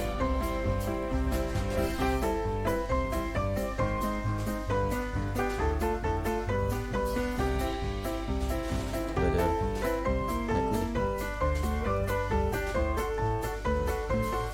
Đấy, được, vẫn đéo đủ. Kéo ra át này. Thằng này cầm 2 con át. Át này. Thằng này không cầm át nào. Nó muốn lửa đeo giết nó rồi. Nó nằm máu rồi bây giờ thì 15. Nó mà chết mình chỉ chết.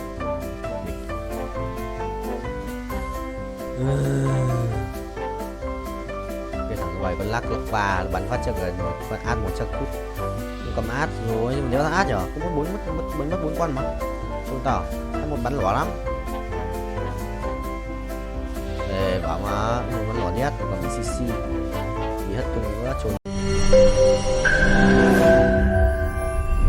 তোমাকে 15 লাখ টাকাই দিতে হবে। তুমি যদি দিতে না পারো তোমার বাবাকে কল দাও। তোমার যত জমি জিরাত বাড়িতে যা যা আছে এগুলো বেচা হইলেও তোমরা আমাদের টাকা পাই পাই করে শোধ করবা।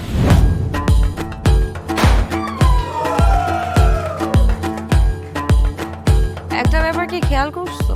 শহরে কিন্তু দুইটা রূপ, রাতের এক রূপ, দিনের আর এক রূপ। বেঁধেছি ঘর হৃদয়ের পর গাঢ় সবুজ ওই গহীন বনে। আরে ব্রো, সবসময় চিল থাকতে হবে, কিচ্ছু মাথায় নেওয়া যাবে না। ভালোবাসা হচ্ছে একজন আরেকজনের উপর ভরসা করে, একজন আরেকজনের হাতের উপর হাত রেখে এই জীবনটা কাটিয়ে দেয়া। রব সে কিছু মানুষ এই রাত জেগে থাকে আর টাকার বিনিময়ে সুখ খুঁজে। বসুন। এখন তো সিরিয়াস হওয়া উচিত, তাই না? আমি তো কোথাও যাচ্ছি না পার্টি করতে। তুমি কেন যাচ্ছ? কেন বন্ধ করতে পারতেছো না বলো তো?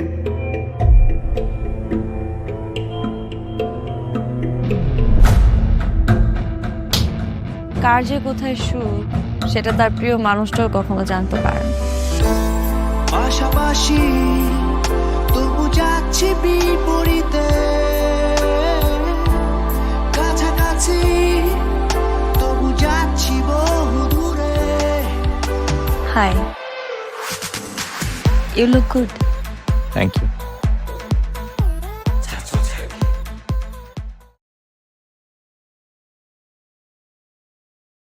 Rồi thì xin đấm đầu đấy. Chết mày. Mày. Ô. Ui. Chịu. Một chết không chết. Nhưng mà con quái tí giết con chít. Quái giết con chít xong là nó chết luôn. Quái chít chảy đau đấy. Chôn tao. Bài thằng này cũng khỏe à. Mà 29 chưa chết à? Xong rồi. Gặp cái thằng mạnh nhất rồi. Xong.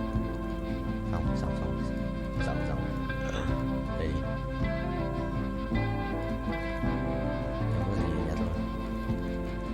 Bài full rồi nhà xét cơ, đâu có xét. Thảo xét. Tí ăn thằng này à. Hết quả thì mình sẽ xếp bài lệch sang một chút thì sẽ được. Sẽ xét lui sang góc. Rồi.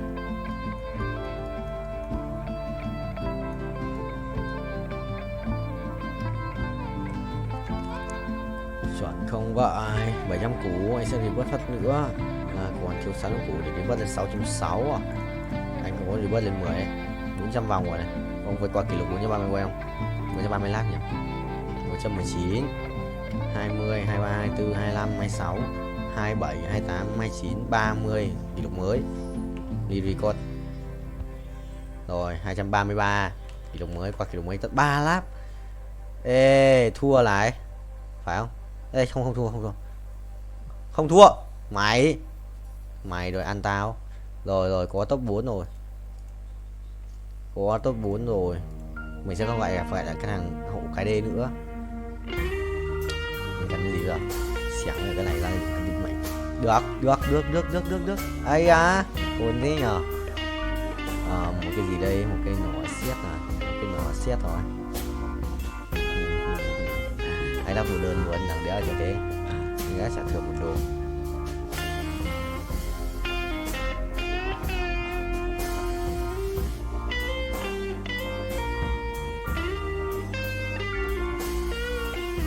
Cây đăng phép hả? Cái thằng này à? Thằng này sẽ phải lưu xuống đấy đi.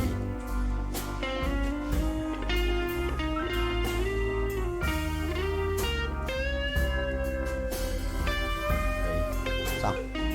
Để cho thầy cái lô bên kia. Xếp bài láo hả? Phải bay nhanh như ngựa ấy. Thầy xếp bài láo thì nó mới phù hợp.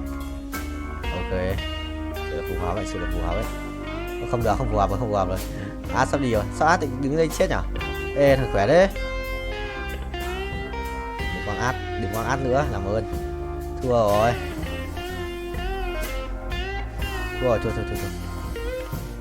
Trừ mấy? Trừ 9 à? Trừ 9, binh top 3. Thằng kia bài ấy mạnh phết. Bài đâu gì táng tim. Biết là khỏe.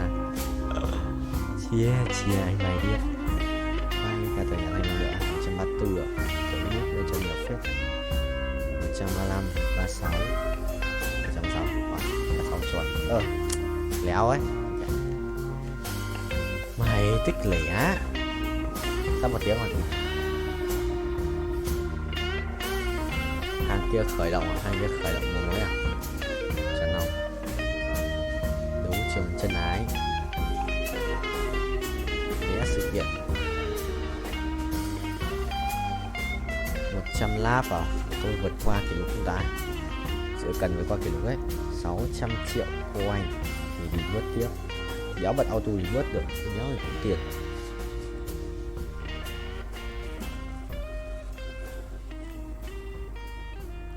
Bay chọn ông thầy ơi. Uống nước này. 200 lap.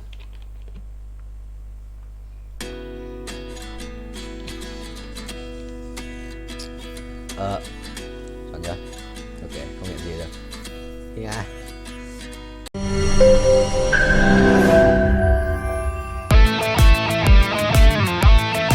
দরকার পড়লে একটা রিকশাওয়ালাকে বিয়ে করবো, তারপর তোকে বিয়ে করতে তুমি যদি মরে যাও আমি তোমাকেই বিয়ে করব। দেখো দেখো বিয়ে এত সোজা আমার 5টা condition.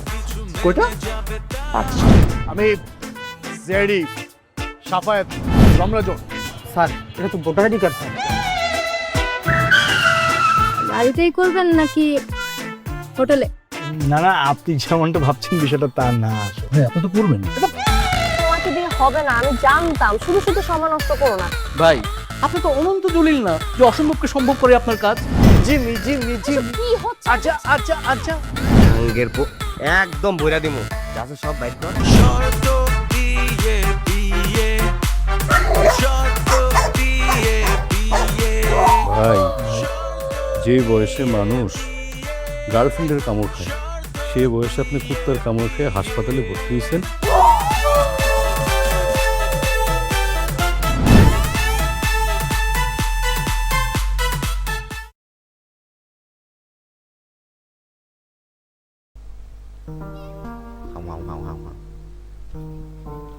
Không.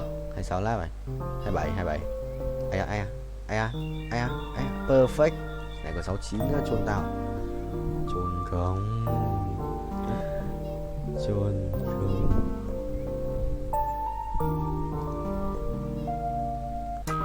Continue without account consumer. Một giây không?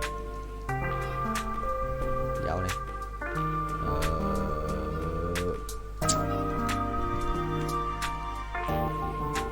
Thế nữa. Chôn tao. Bay trời, bay cao như yêu thích music và là bay cao thứ hai của mọi bạn bay cao lên còn cao trời cái đấy lên cao như khoan cò thứ hai 1 2 3 và nó vậy. Yes sir. Not now. Good. Rồi may quá không phải xác nhận. Anh như con sẽ không bên đợi. Xong ông ran even. Mèo go. Mèo go.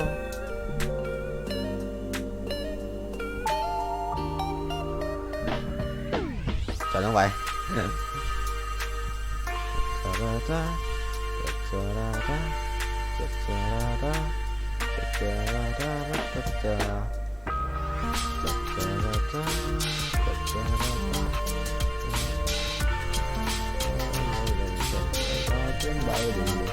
Ồ, chết rồi.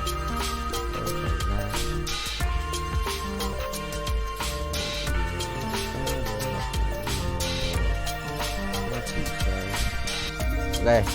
Rồi thấy trở lại ở đây cái binh chi linh điều khiển rồi xôn tao không không hiểu lấy hết đồ rồi sao đánh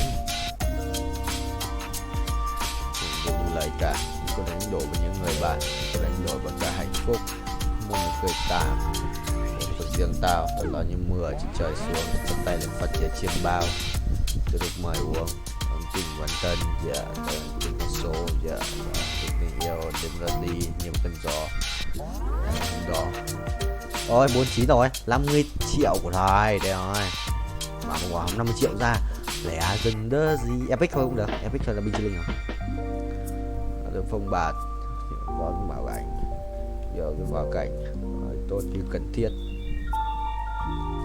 không nói tập cho con sát làm lấp lánh cho bọn ăn giác binh.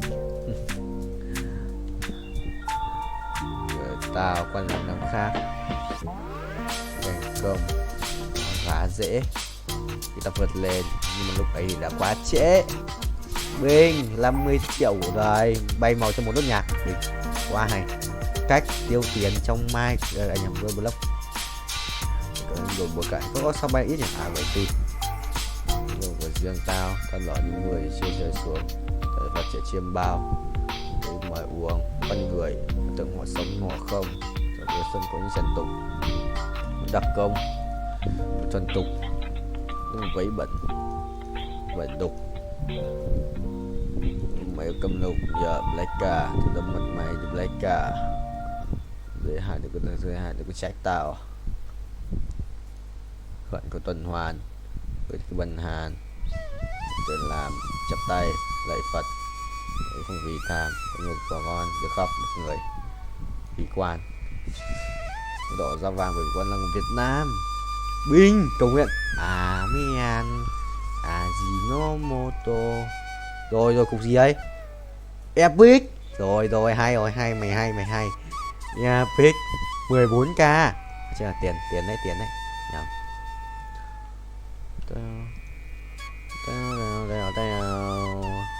14k Mèo đáng nhờ, xứng đáng nhờ, một sự đánh đổi đấy, có thấy không? Có đánh đổi với những người bạn. Ai nhắn đấy? Như Hồng Tuấn không có khăn thôi mới nay gặp mấy ông bảo vệ lò ở đâu cái xứ thì em không cần đâu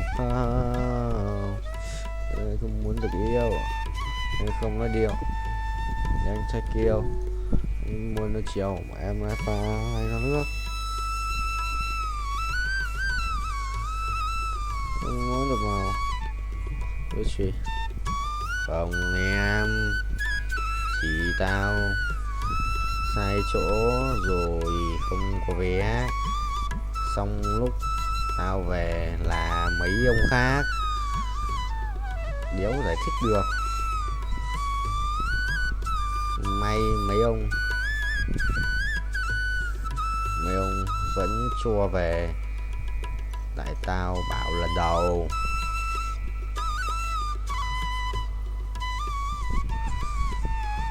rồi kiếm 50 mil lại sự quay lại mà sướng tay ấy nhở đúng à nhiệt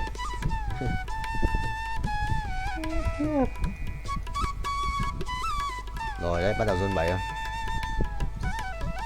quay đây còn bỏ lên huy với anh nhanh nhỉ được đây với anh nhanh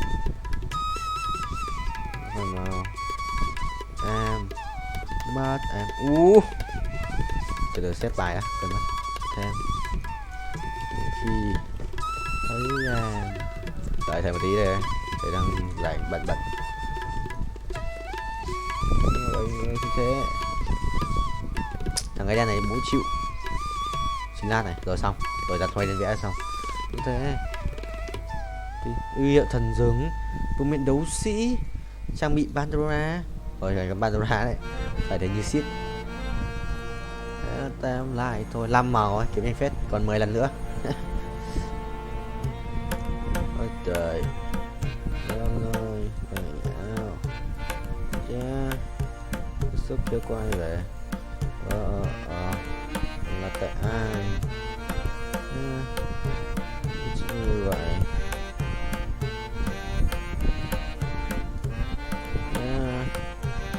chưa quay về tại ai như vậy rồi xong rồi xét này phút giây gần nhau mèo fuck what the fast so good so fast bro fast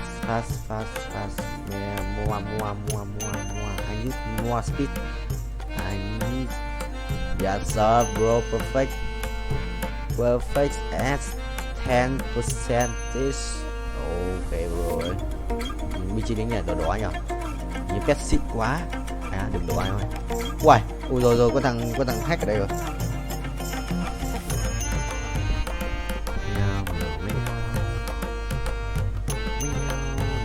kéo của rồi tôi thành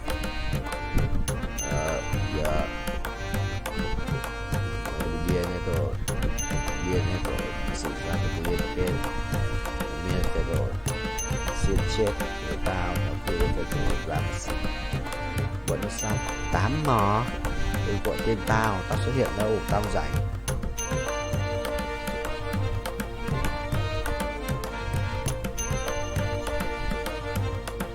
Đừng nói đừng gọi đâu chạy, xem, khoảnh khắc ban đêm chụp lại, xong mấy ông nước về cứ bảo tao sao không sang kia lấy vé.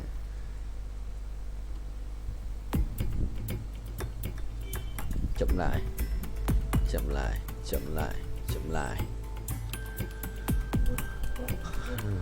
lại không lùi được rồi, đi tập cho hoa sinh nhật đẹp trai.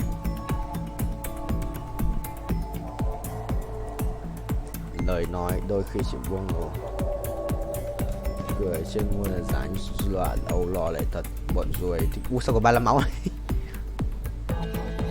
Phát triển hòa mình sao đâu có khi tại phòng mày hả mấy nó fake chúng mày nhưng bạn quá nhanh. Binh, ô trời chết rồi, bà là biết lên đinh ở có chưa không? Bọn tao xin cáo sáng sớm chưa tự chưa không? Rồi cộng 1,92 chưa? Hãy nói xin chào, còn nếu không cho tao biết mày đã tên nào thì đừng ổn một chuyện đèn đấy. Tự nhiên có 35 máu bọn cho bài quỷ như vậy. 440 là phải chết 8, mình mới chết 7. Sợ đéo anh. Mình phê rồi.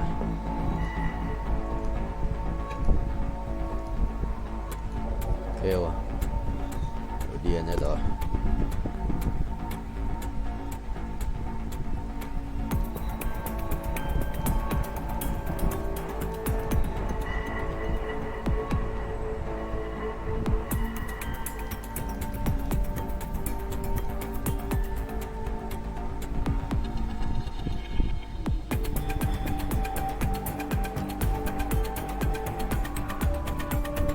Vấn đề chứ, đồ nếu khô quá, nếu biết sống không cho nếu chịu thôi, trận này là ngủ làm nào này sẽ sao hẳn thôi. Trời tận nhà carry cái đủ như đéo đánh rát hớt à, mày thích hớt không? Rát hớt, mày thích hớt không? 10 cú ơi, 5 lần nữa, Bình. Rồi sắp chết rồi đấy, 13 máu, sống được đến qua giao chim. Hôm nay ông ba cũng đánh được đâu. Có ta một phen anh chỉ kịp nhìn về phía chúa. Leo em ơi, thì cả thế giới của anh lương là anh sẽ là kẻ thù của ô.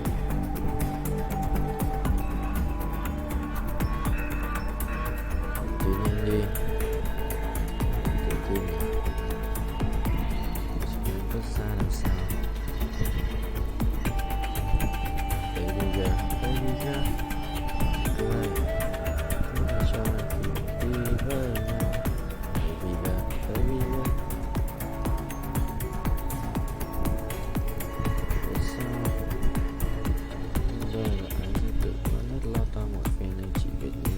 Chưa nếu mà muốn mình ở nhận đảm em mãi lo nếu anh vào binh chi linh không thì có binh chi linh không hả thầy? Phong độ tìm em Bình ra làm sao rồi hồi này Flash 3 Zari 3 đéo biết đánh được không? Flash vất đau lắm. Chết rồi, thắng trận cuối cùng. Thôi trận này là trận sau tuần nữa là cút 5-1. Sao xuống phong độ tìm mình chọn anh xuống. Rồi binh chi linh bay một chút là binh chi và linh baby girl 30 phút à? Ai á mày trốn không?